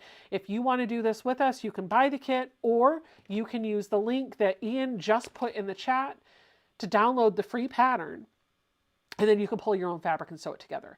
And what is brand new news to Ian and Tiffany and everybody else out there, and I just kind of decided tonight, on Saturday for a few hours, we will have an open sew in Zoom, and all the details for that will be shared over the course of this weekend. It will be a first come, first serve event. You will have to register for it.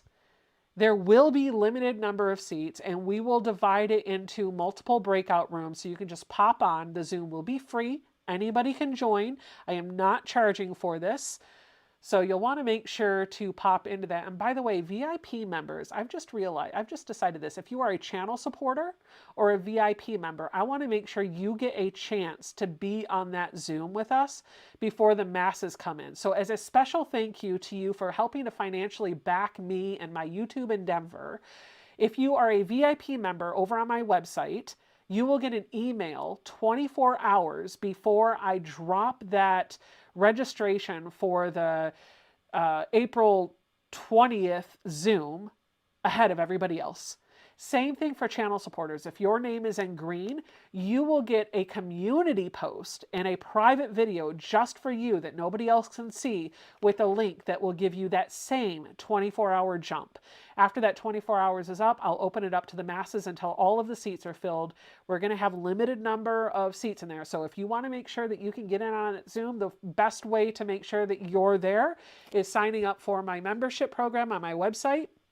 $5 a month, $55 for the year, or subscribing right here by clicking the join button down below the video, $1.99 a month or $4.99 for the month. Both of any one of those 3 options will get you that 24-hour jump for the Zoom. So there you go.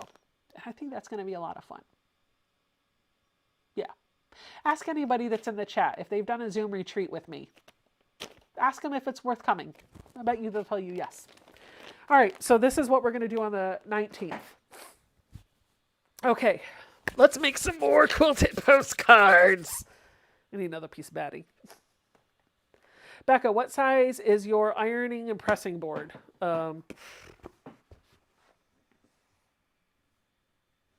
17 by 9. Not big enough. Do we have to make the same quilt for the Zoom? You know what? No, you don't. But keep in mind, if you're not working on this and somebody else was, you are taking a seat away from them. But I'm not going to walk around the Zoom and be like, you're not working on this, get out. Bring what you want to bring. But just remember, yeah. Bring what you want to bring. I'm going to be working on this. I bet a lot of this will, but I'm not going to be strict about that. I think there was another question in the chat. Will you be on YouTube also? No. We will be on YouTube Friday night at 8 p.m. and then on my channel, and then on Ian's channel at 2 p.m. Eastern Time. Both of those times are Eastern Times. Ian, Tiffany, and I will be right here on my channel on Friday night, and Ian, Tiffany, and I will be on Ian's channel on Sunday. And on Saturday, for a few hours, there will be a Zoom for those that register and get a seat. Deb says, yes, definitely worth participating in the Zoom retreats. So much fun, and I made some new friends too.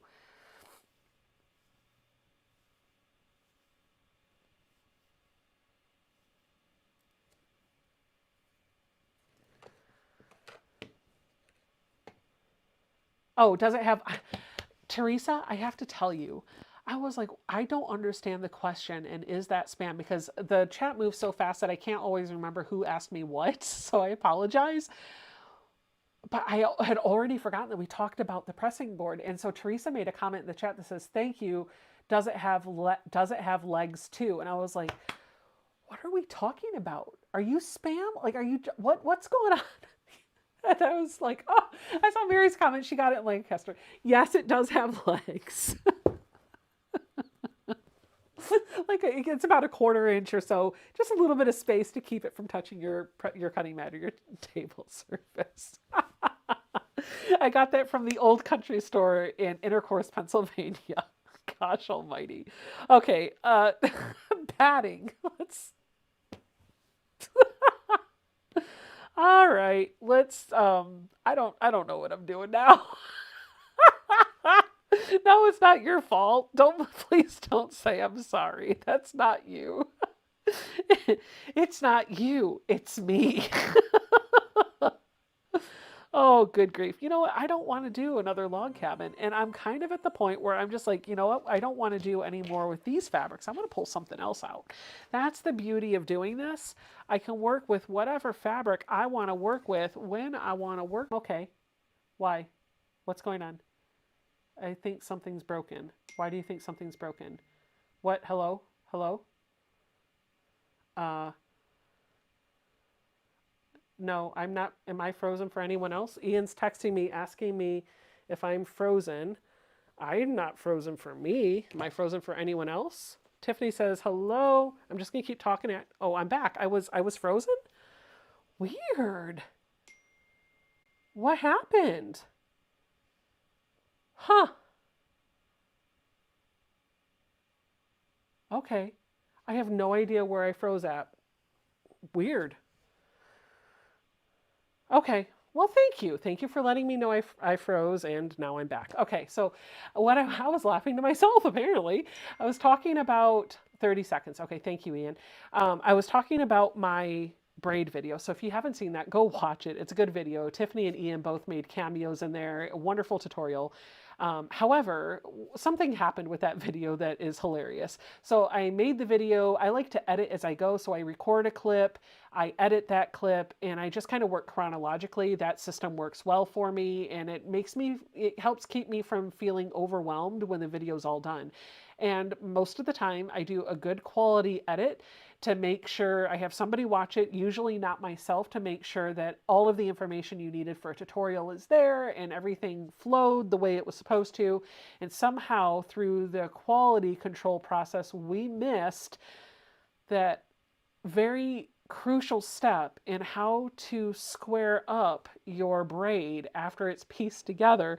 And so I had to pull the video down because it was already released. It had only gotten a few hundred views. I had to pull the video down and quickly record and edit a segment showing you how to do it. And so these blocks were the pieces that I put together to help demonstrate that. It was either to demonstrate it in the video or to teach this on my Zoom. So these have no purpose. They're sitting in my scrap bin. So we're going to just lop them right on top of a piece of batting. They are big enough to cover the entire batting. So I'm just going to lay it on here and I'm going to trim off the excess, and each of these are going to become a postcard. So if you send me Happy Mail or a card, a quilted postcard or something, and I send one back to you and it happens to be this, you're going to know, you're going to have a little piece of one of my videos or one of my workshops. So, and there's enough here that I could use that for another. So I'm going to get 3 postcards out of this. This is going to be great. Now, this is not quilt as you go because the quilt top is already pieced. And so what I'm doing, I probably shouldn't have trimmed it all, but to live dangerously, I always say.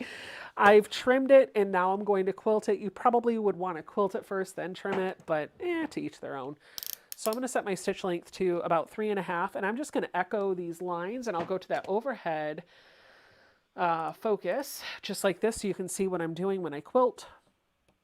I'm just going to echo the V shape on this. Oops.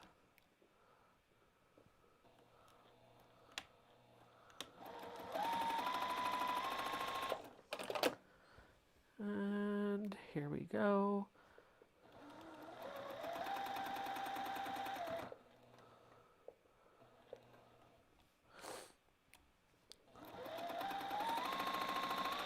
And I am quilting just between just with the quilt top and the batting. There is nothing behind the batting.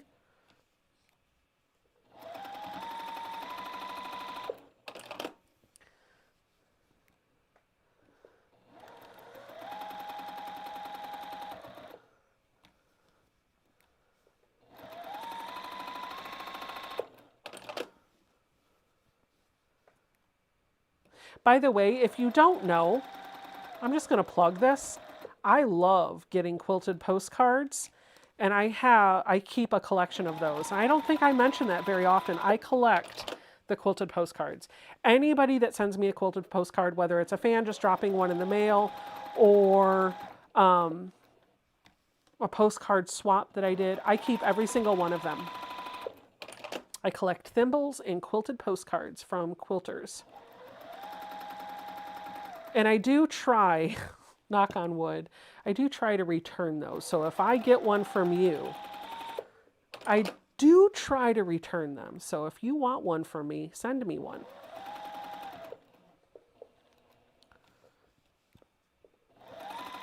Now, if I get 100 of them, I'm sorry, some of you might not get one for a very long time.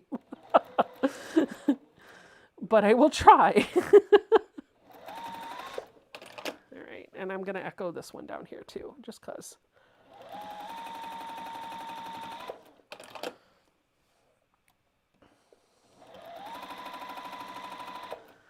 There we go. Hello, Mona. Is that cranberry juice or cherry Coke? It's actually Crystal Light. It's Fruit Punch Crystal Light. I think sugar-free Fruit Punch Crystal Light. So if you're curious. Angela said, let's all send her one. Oh gosh. Some of you might be waiting a while to get one, but I would love to get a quilted postcard from you. And I would love to send you one in return. Please be patient with me if it takes a while. Oh, I just spilled my trash. It's all over the floor down there. All those fabric scraps are on the floor now. It's blood.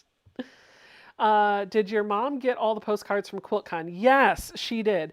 So at QuiltCon, one of the things that we did, and I thought was a lot of fun, the Ruby Star booth did this last year. They did it again this year, and I hope they do it every year because I think it's genius.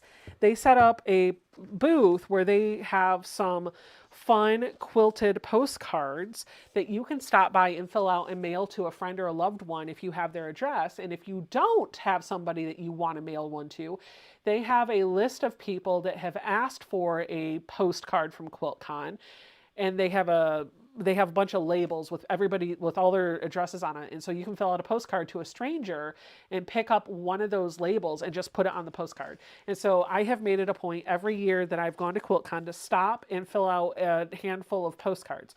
Well, this year I filled out about a dozen or so postcards, dropped them in the mail. I give them back to them, by the way, and they mail them. So I don't even have to pony up the stamp. I just have to fill out the postcard. I filled out about a dozen or so, but then I asked if I could take some and circulate them and bring them back, and they said yes. And so I took about another dozen cards or so, and I passed them around to people at QuiltCon and asked them to write it to my mom. And so we dropped about a dozen postcards in the mail to my mom, and she's got them this week, and she was tickled pink to see all this love from QuiltCon showing up in her mailbox. So yes, she has been getting them. Does the weight of the cardstock matter? Quilting Compound is asking. I like the 60 pound, the 80 pound might be okay. Either one would be good, but nothing lighter than that. Oh, yeah, Ian just reminded me. Thank you, Ian. There's one more thing that I should mention that I completely forgot about. When we do the live streams with the Continuum Quilt Kit, we're going to have a raffle. I think one for each of our channels, one on mine, one on Ian's. We're going to be raffling off a $25 gift card to the Threaded Lines shop. Ian's done a great job of putting all of this information for our upcoming collab in a short. So if you haven't subscribed to his channel, first of all, what are you doing? Second of all, go check it out, listen to what he has to say, and make sure you come back on the 19th and we'll recap all this, and I'll mention it again next week so you don't miss it. The 110 might be okay. You could try it. All right, this one I'm not going to trim down before I quilt. I'm going to quilt it first, and then I'll square it up. And I'm going to quilt it the same way. I'm going to echo the lines.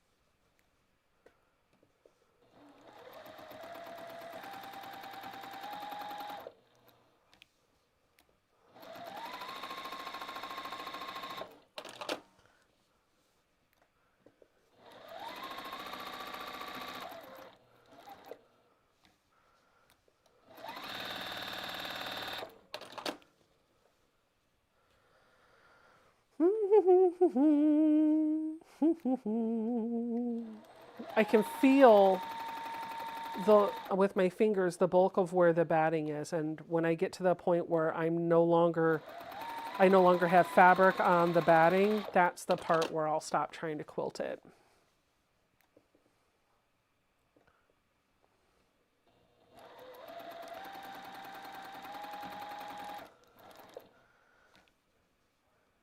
I think I have one more line to do. Yep, right up there.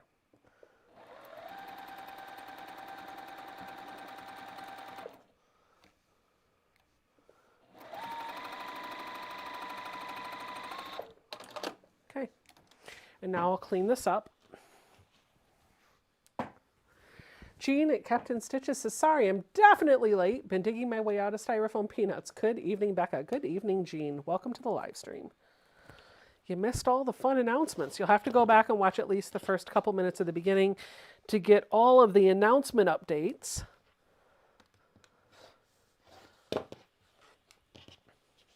When you attach the cardstock, you use glue and don't actually sew the quilted part to the paper, right? No, I actually use a zigzag stitch. So I do two things. Remember that Pellon 72F? I told you it was number 2 because it's a two-sided fusible, which means there's glue on both sides. And so I've got my little quilt, right? I'm going to take my cardstock, and I'm going to take a piece of Pellon, and I've got the bumpy stuff on both sides. So I'm going to put the card on one side of that Pellon. I'm going to put my quilt on the other side. And I'm just going to stack it all together so all the edges are nice and lined up. And then I'm going to come in and apply some heat to get that glue to melt. And I like to do the heat from both sides to make sure that that glue from the Pellon melts down and adheres to the quilt as well as the cardstock. So I'm first doing the cardstock, which you can see here. I'm just resting it on the paper for just a couple minutes. And by the way, just to remind you, this is a 60-pound cardstock. I like to use 60 or 80-pound, but you could use bigger than that. You could use thicker than that. If you use heavier weight, all that's going to do is just add extra bulk to the postcard. It'll be totally fine. But I wouldn't use anything lighter than that. I wouldn't use like printer paper on this. I'm pressing heat to this side, and then I am using a clapper, not because I need this to do anything. I just want to be able to pick it up and handle it, and I feel like clappers do a really good job of absorbing the heat out of my project and making it easier for me to handle. You're welcome. And then once this is all done, I'll take it to a sewing machine and do a wide zigzag, but not tight, not super tight all the way around. So we don't want a satin stitch. We just want a zigzag that's going to help reduce the fraying and secure all those layers together. If you wanted to, you could even just do a straight seam around all four sides, or you could do maybe like a double folded like a bias binding, or like a binding where you wrap it around the edge and stitch around. You could do whatever you want. Just secure the edges together. You got to stitch it together.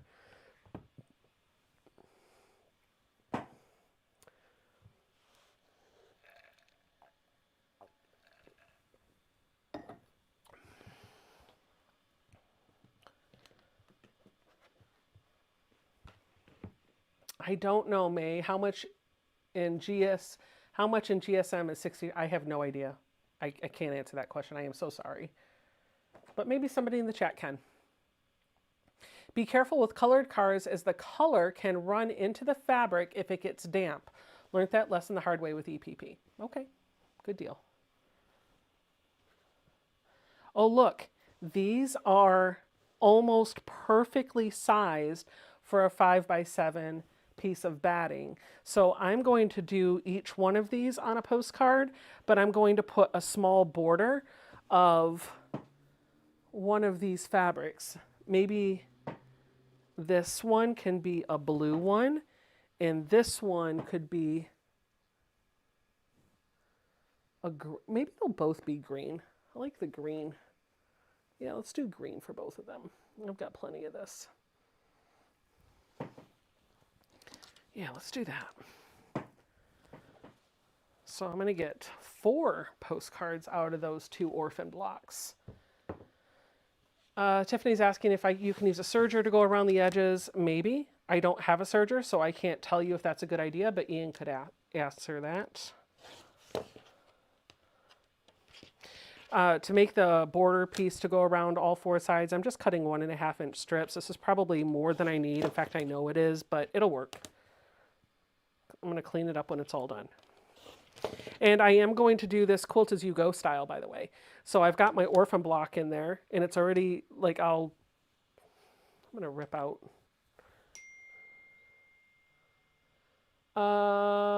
60 pound is 176 GSM. Thank you, Alexandra.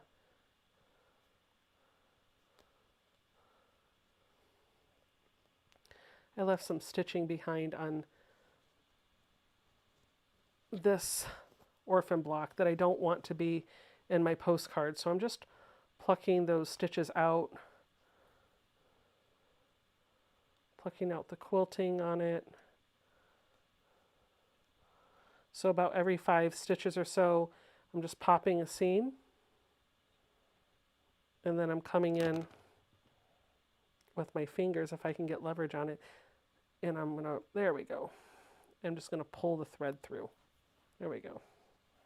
So I'll show you what that looked like again in case you don't know this trick. Every 5 stitches or so, every couple inches, I'm just gonna slide the sharp end of my seam ripper in and just cut that thread.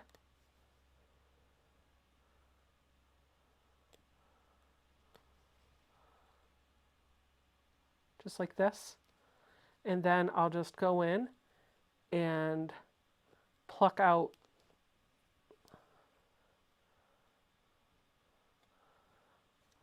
the thread. I like to use my seam ripper to help pry that thread up away from the fabric because I've got long nails, and sometimes these long nails are not conducive to handwork. Can make it a little difficult to grab things like thin pieces of thread, for example. All right.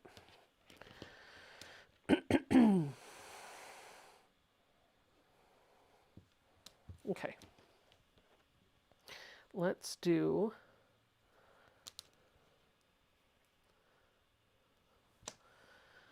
over here, we're going to orphan Franken grow this strip for the bottom.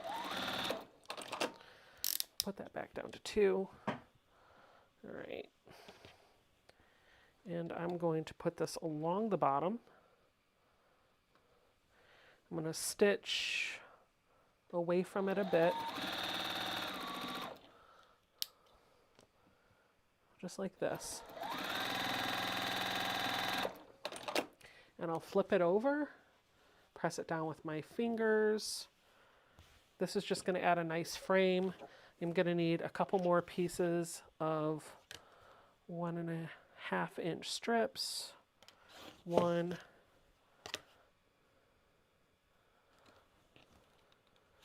2,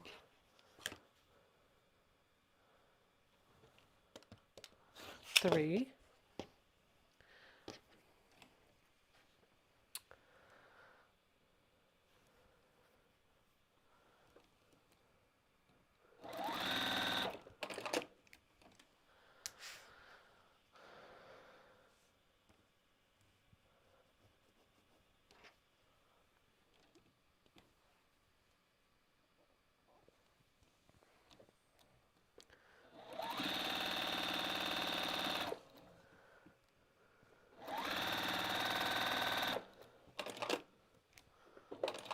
There we go.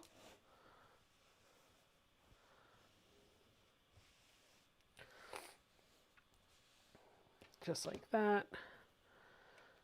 And then we'll come over here.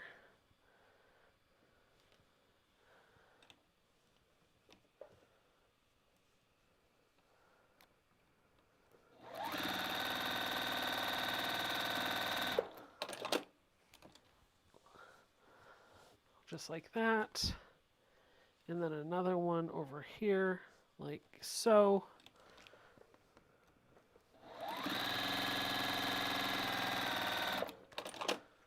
Isn't it amazing how an orphan block like this now has a whole nother purpose, and it doesn't even have to be in a quilt?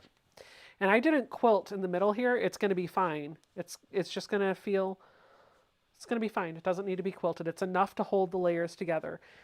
My rule of thumb is quilting has to be at least, like my stitches have to at least be within a hand's length. And if I just went around the border on this, that's going to be fine. If you want to quilt it more densely, you are welcome to do that. I'm going to press this flat before I trim it up. And then we will put the backing and the cardstock on. Bye, Teresa. Have a good night.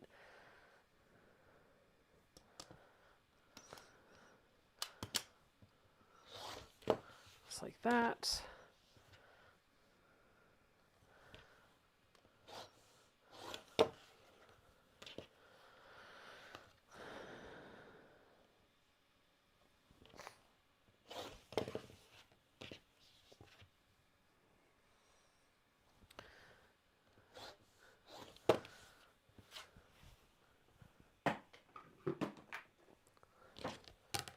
Pellon, cardstock,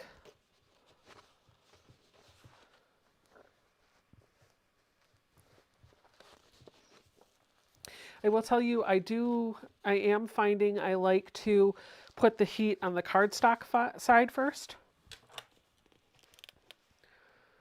Is that actually 1/2 inch on the edge of the ruler or 1/4 inch?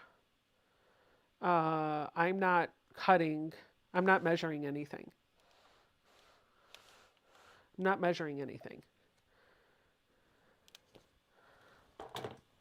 But if you're talking about this ruler and you're asking, this side is 1/4 inch, this side is 1/2 inch.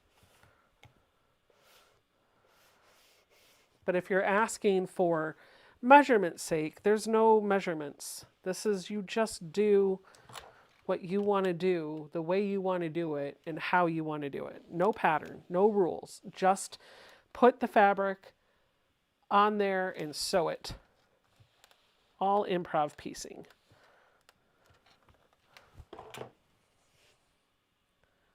Bye, Tiff. All right, there's another one. So this is what we've made so far. I'll give you the closer up view. Hold on.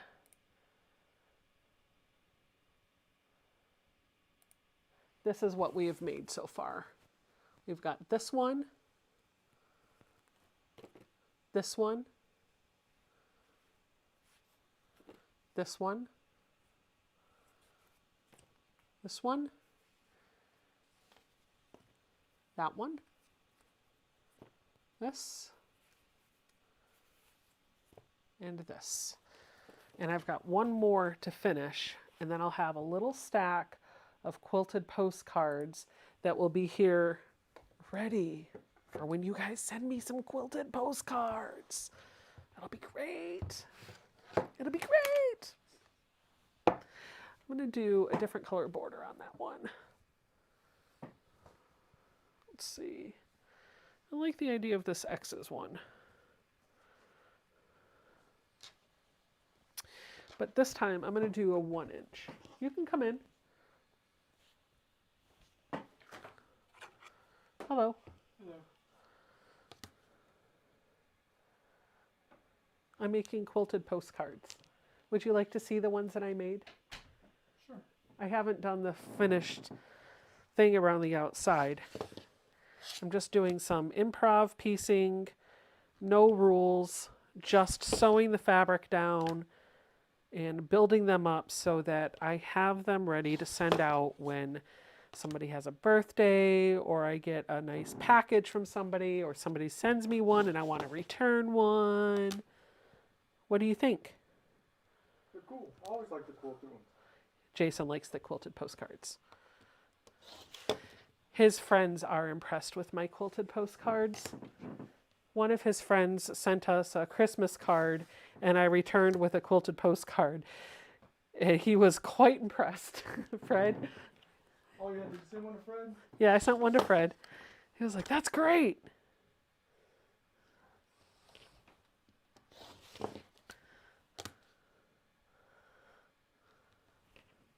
Hi. He's just standing there staring at me with a really weird face. All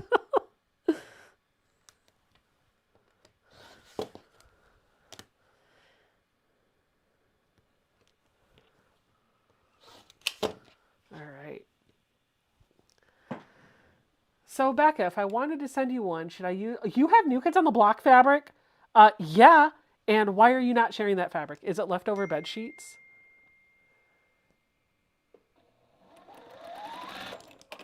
Listen, Susie, that one might get put on display.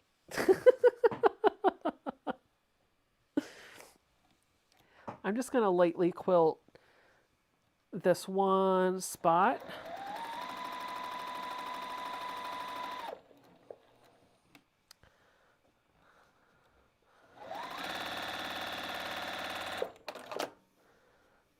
I'm not going to quilt this the same way that I quilted the other one.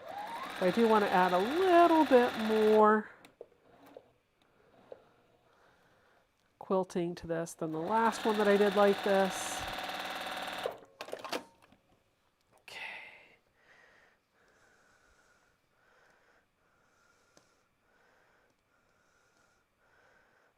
Oh, right.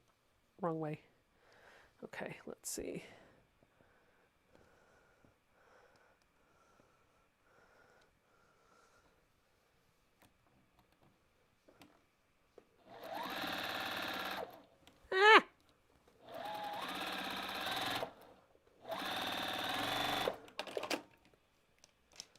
I've received 2 quilted postcards from Off Kilter Ian and have them displayed in my quilt room at my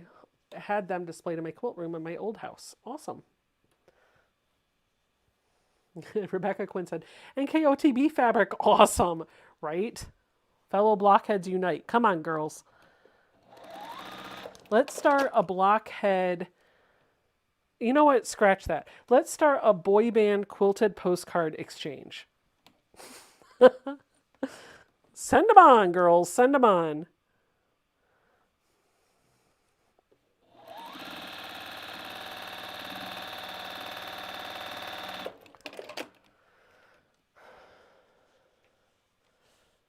Love your pressing mat, Tina is asking, can you tell us about it? Sure. I bought it from the Old Country Store in Intercourse, Pennsylvania. It is 17 by 9 inches. It has a layer of wood, a layer of soft and stable, a few layers of batting, and then just some fabric on top, and it's all stapled together. And there are 4 legs underneath that lift it up about 1/4 of an inch off of whatever surface that was not great. I wanted this to be over more. So we're just going to fix it by doing this.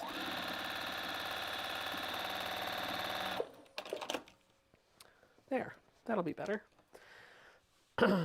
4 legs on the bottom that lifted up about a 1/4 inch from the table or whatever surface it's sitting on.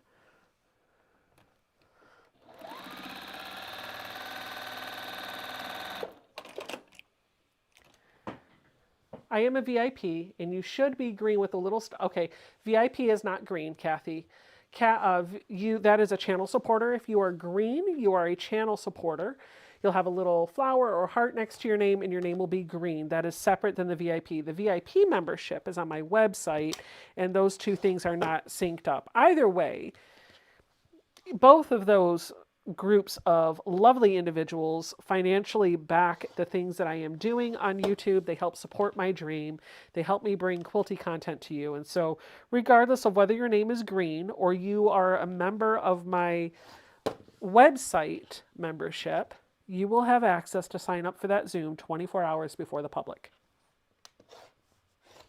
I just want to clarify those two things are separate because it can get confusing.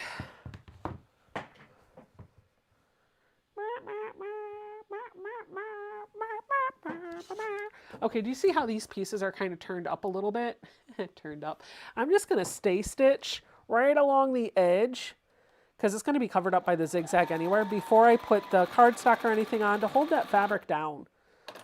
Stay stitch right along the edge. Keep that narrow piece of fabric folded over and laid down. It'll make my life easier later.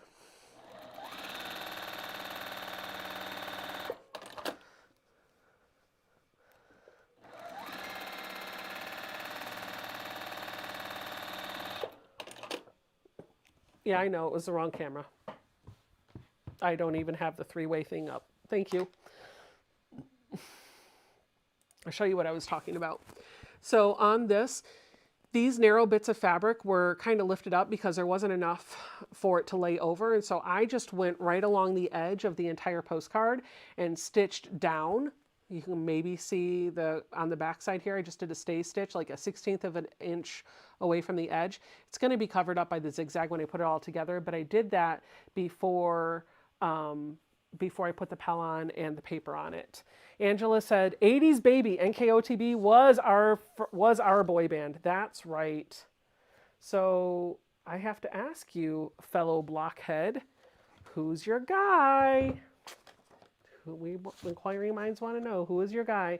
And did your childhood guy change when you became an adult? Second question.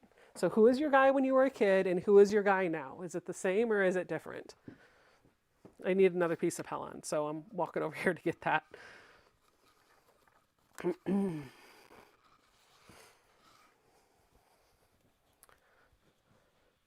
I had Joey McIntyre posters all over my rainbow wallpaper. Oh, Susie liked Danny. She was a Danny guy. You know, Danny has a YouTube channel. He does really good recipes over on his channel. It's called The Woodworks. Check it out. Check it out. No worries, Kathy. No worries.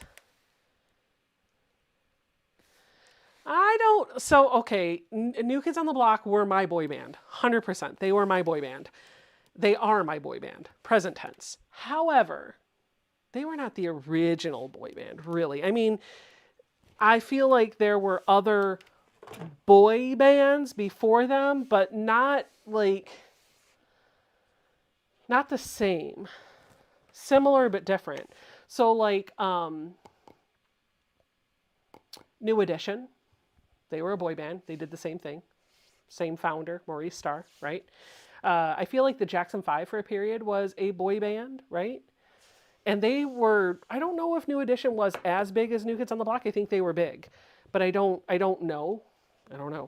But I can tell you, the Jackson 5 was huge. Shannon Very says, I was a Duran Duran girl. Guess I am a bit older than you. No, I remember Duran Duran, but they were a little before me. I was born in the late 70s, though, so if that helps you.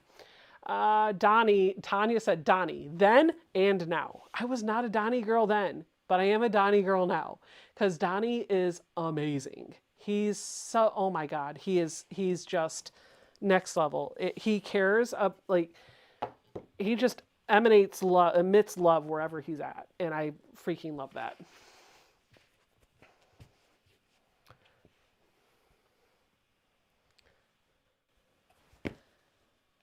Backstreet Boys were not in existence prior to New Kids on the Block, Mary. I don't know what you're smoking. Mary loves Backstreet Boys, but she said Backstreet Boys, baby. They were in existence prior to New Kids. No, they were not. No, they were not. But they were good. Let's see who else is talking in the chat. Hold on a second. Let me go over here. Osmond Brothers, the Bee Gees, the Osmonds were my boy band. Susie says, now I'm more of a NOFX girl. After I had my punk phase in nearly 48, I still punk kind of girl. Let's see. My first band crush was Aha from Alexandra. Donnie and the Osmond Brothers. Ooh, do I have a story about the Donnie Osmond for you? 2 stories, actually, in just a moment. Deborah Davidson says, hi, Becca. Good to see you on a live, usually catching up on a recorded video. Hello, hello, hello. Wow, we're going long. It's after 10. I am so sorry. We're going to keep talking for a few more minutes, though. Danelle Stitchery says, Boys to Men. Okay, okay. Definitely the Monkees. Menudo. No. Ian said, were Backstreet Boys even born before New Kids on the Block? LOL.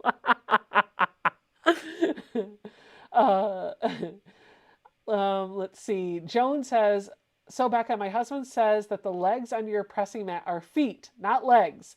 He corrected you each time. Just thought I'd say something. Thank you, Mr. Reed.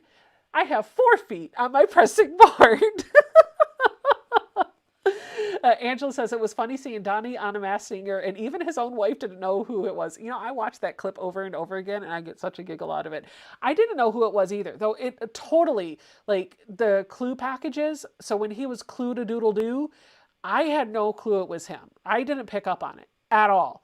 And then when he came out, I love the song that he sang. He sang Return of the Mac. So when he came out, I was like, okay. When those first few notes hit, I was like, my ears perked. I was like, I know this.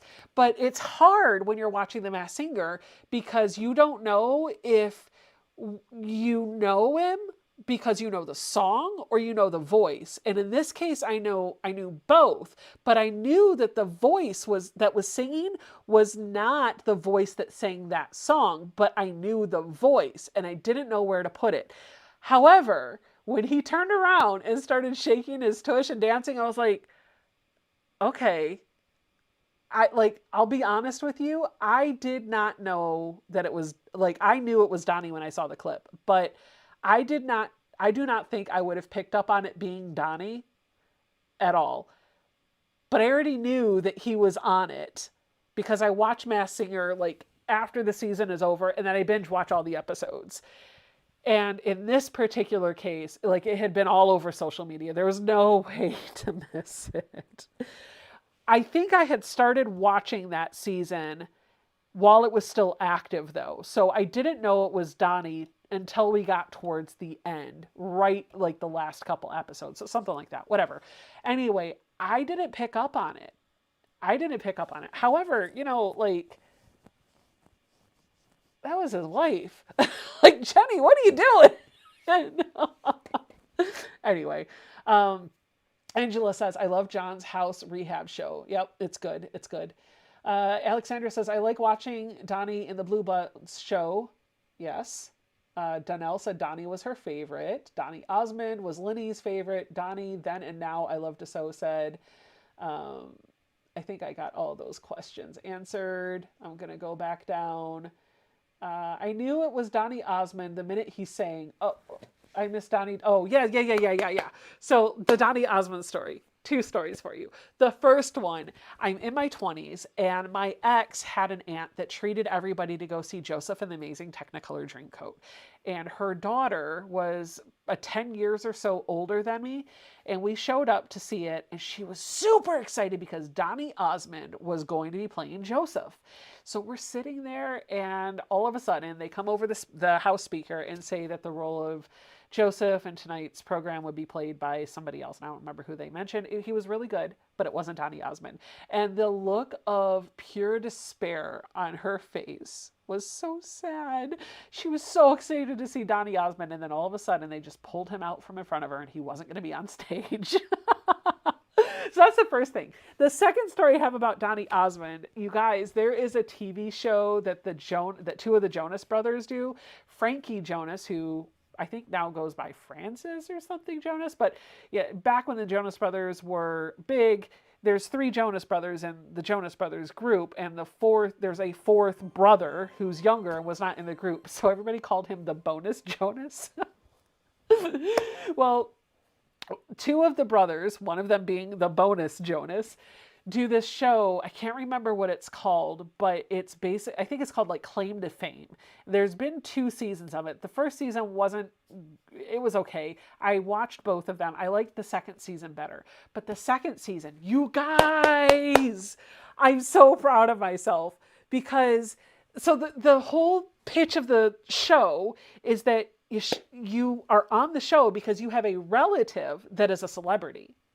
And there are clue packages that are revealed to help hint to your celebrity's identity, but they're never tied directly to you. They're just dropped and they couldn't linger to anybody. And so you have to work your way through the show by hiding who your celebrity relative is and not letting their identity be revealed. But here's where the twist comes in. There are competitions that happen and whatever, and at the end of every episode, 2 people are called up to the podium. And one person has to guess the other person's celebrity relative. And if they get it right, they get to stay. But if they get it wrong, they go home. If they get it right, they stay, the other person goes. You see where this is going? So it's great. They've had Tom Hanks's relative on there. It's funny. Well, this one guy shows up and I'm looking at him and I'm like, gosh, his eyes, like he looks like he could be related to John Mayer. And I'm thinking, okay. And so the clue packages that are kind of following him around are like Heartthrob and Pop Star. And I'm like, this could be like John Mayer's cousin or John Mayer's brother or something like that. But then one of his clue packages that were tied to him was his relative was a heartthrob in the 70s. And I went, that is he is Donnie Osmond's son. It's gotta be he's gotta be related to Donnie Osmond.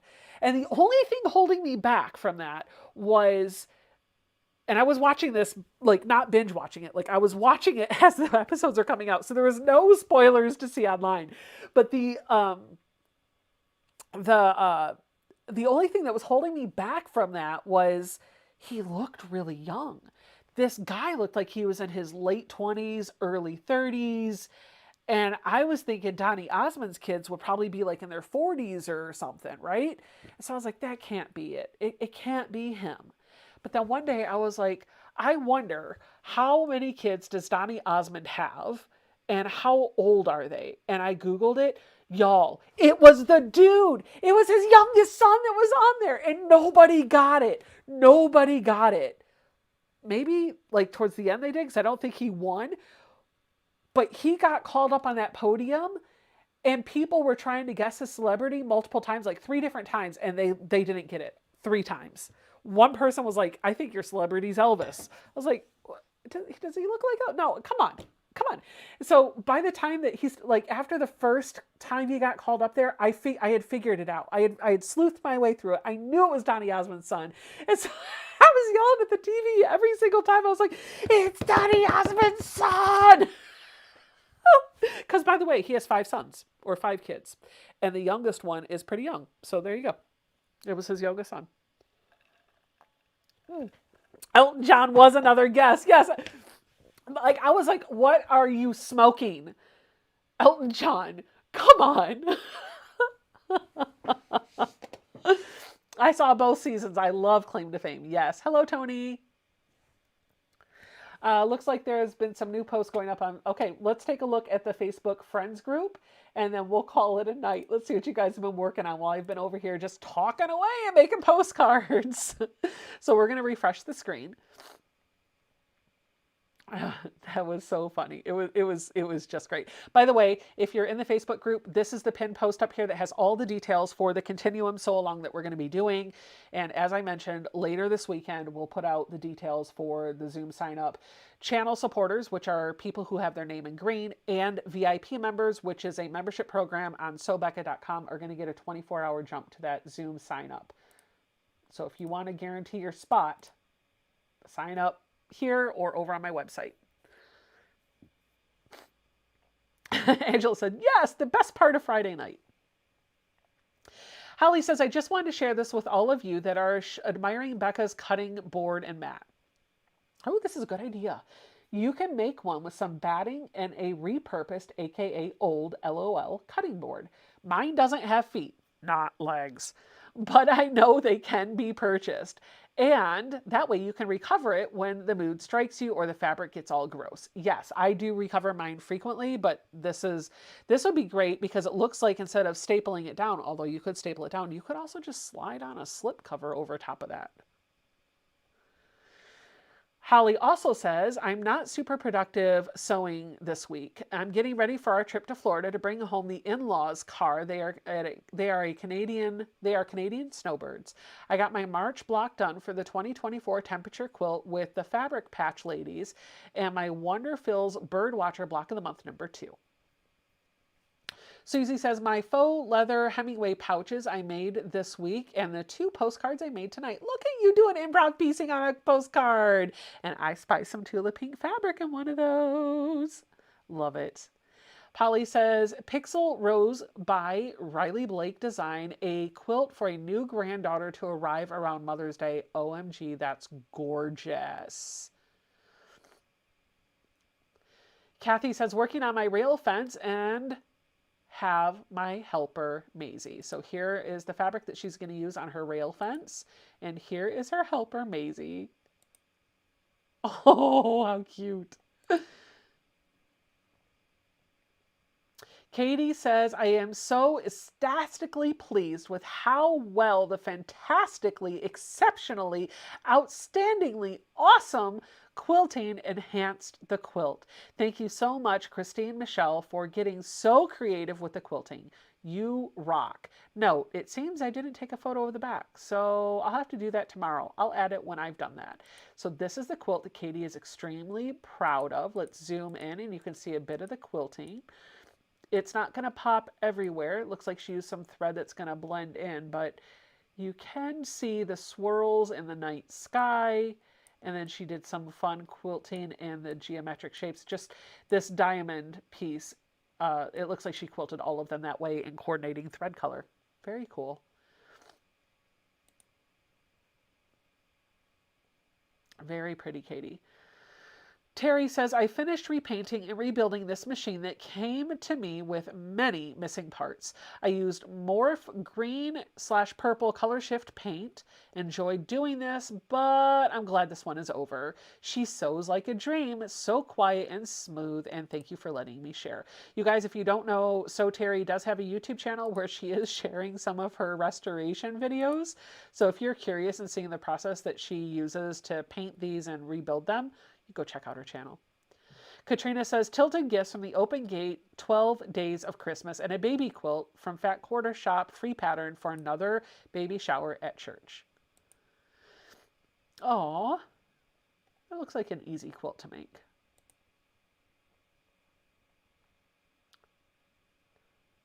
And there is my post welcoming new members. Let's refresh and see if anything made its way in.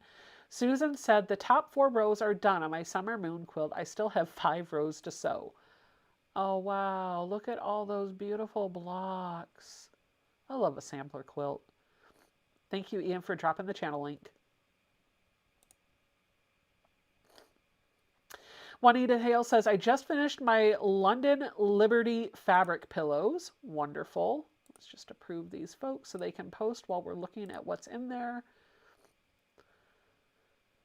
Oops, Let's refresh. Make sure, okay, there, and there. Why does it not always work? Or are those two new people?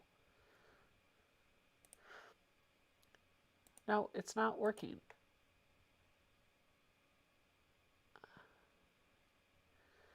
I don't know why. Okay, there we go.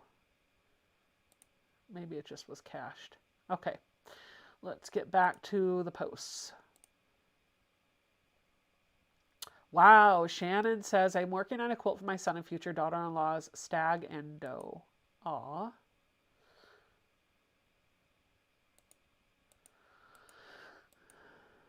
I like those blocks. Those are so pretty.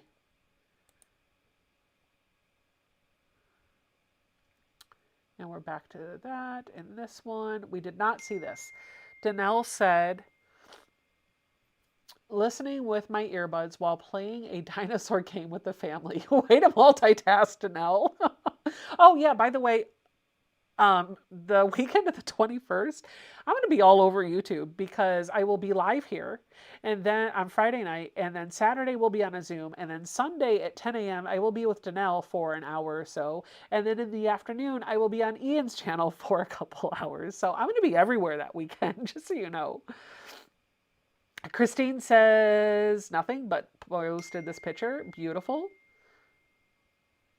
And then we're back to that cutting board. And I'm sniffling, and nobody needs to hear me doing that in the chat. So I'm going to try to hold that back. But Corinne did have a message that the bot removed from the live chat because it saw the word Dick for Dick Clark. So I'm going to read it out loud so you guys can all hear what she said. Corinne says, when I was a teenager, my dad took us to Atlantic City, was a regular on the Steel Pier, so I saw many bands and singers from the 60s. Dick Clark was in charge for anyone living on the East Coast. Very cool. See, it got out there, Corinne. You're all good. I think that's it in here, yeah? Holy cow, it's almost 10:30. All right, we're gonna wrap up. Donna's probably over there waiting for us to all join the after party. Like, where?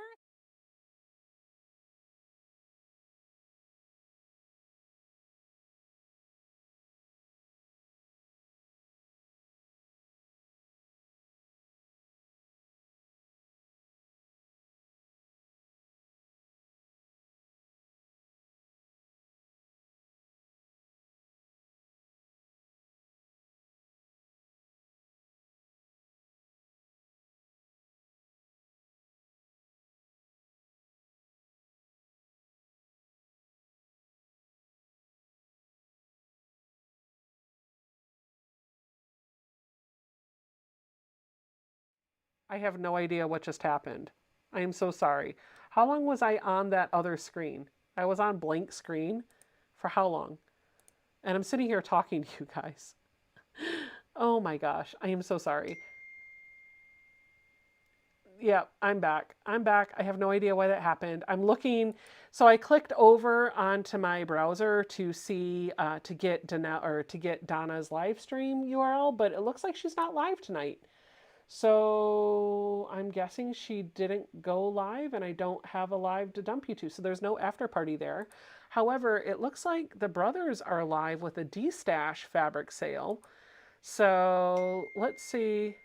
Joe is sick, no live. Thank you. Thank you for messaging that to me. Can I don't know if I can, because maybe I'll just sit here and keep talking. Let's see if I can do this. I don't know if they've set it up. Maybe we could raid, so yeah. Maybe we could all dump over there. Wouldn't that be fun? But they have to have their channel configured to allow that to happen. And there's no reason why you shouldn't set that up, because it doesn't hurt your channel to receive somebody's audience when they're done. But a lot of channels don't know about that, and so they don't set it up. Nope, they don't allow it. So I can't send you to So Yeah. Not automatically anyway. Okay. Let me come back over to the chat. See what's going on over here. Donna not on tonight. Joe is sick. Blankety blank blank. About 45 seconds. Thank you. It's the after party. That was funny. Kind of abrupt, but okay. So funny, Becca. Yeah. Sorry, guys. Sorry. Where did she go? Bye. Thanks for a great evening. Good night, everyone. Donna isn't live tonight. Joe is sick. I sent you a text message, but now you are gone. I guess bye. Did she hang? Did she hang up? Nope, I'm still here. I'm so sorry. But I do think I am going to end. I wasn't planning to not give you an after party. So let's do this. I'm going to just drop in the chat. I just spammed in the chat a link to the live stream for So Yeah's D-Stash. So if you're interested in going to an after party, I'm going to go over there. It's a D-Stash, so I'm pretty sure they're going to have some decent priced fabric if you're interested. Susie Luttrell says, Becca, do you have any tips for squaring up a large quilt after getting it off the long arm? I've seen a number of videos on that hit the airwaves recently, including, I think, one from Fallon and Chris O'Neill from Sew the Distance. A square ruler is your best bet because that's going to allow you to get that 90-degree corner. And then once you get the 90-degree corner, you can just use your ruler to clean it all up. Patience and getting your corner 90 degrees will definitely work. Okay, guys, I think I'm going to wrap up. I'm going to go spend some time with the husband, and I'm glad I got my Sojo back. I made some postcards. Don't forget, if you're going to send me one, put it in the mail. I'll send one back to you. Okay, guys, now it's goodbye for real, and it's not going to be abrupt. Love you, mean it. See you later. Bye.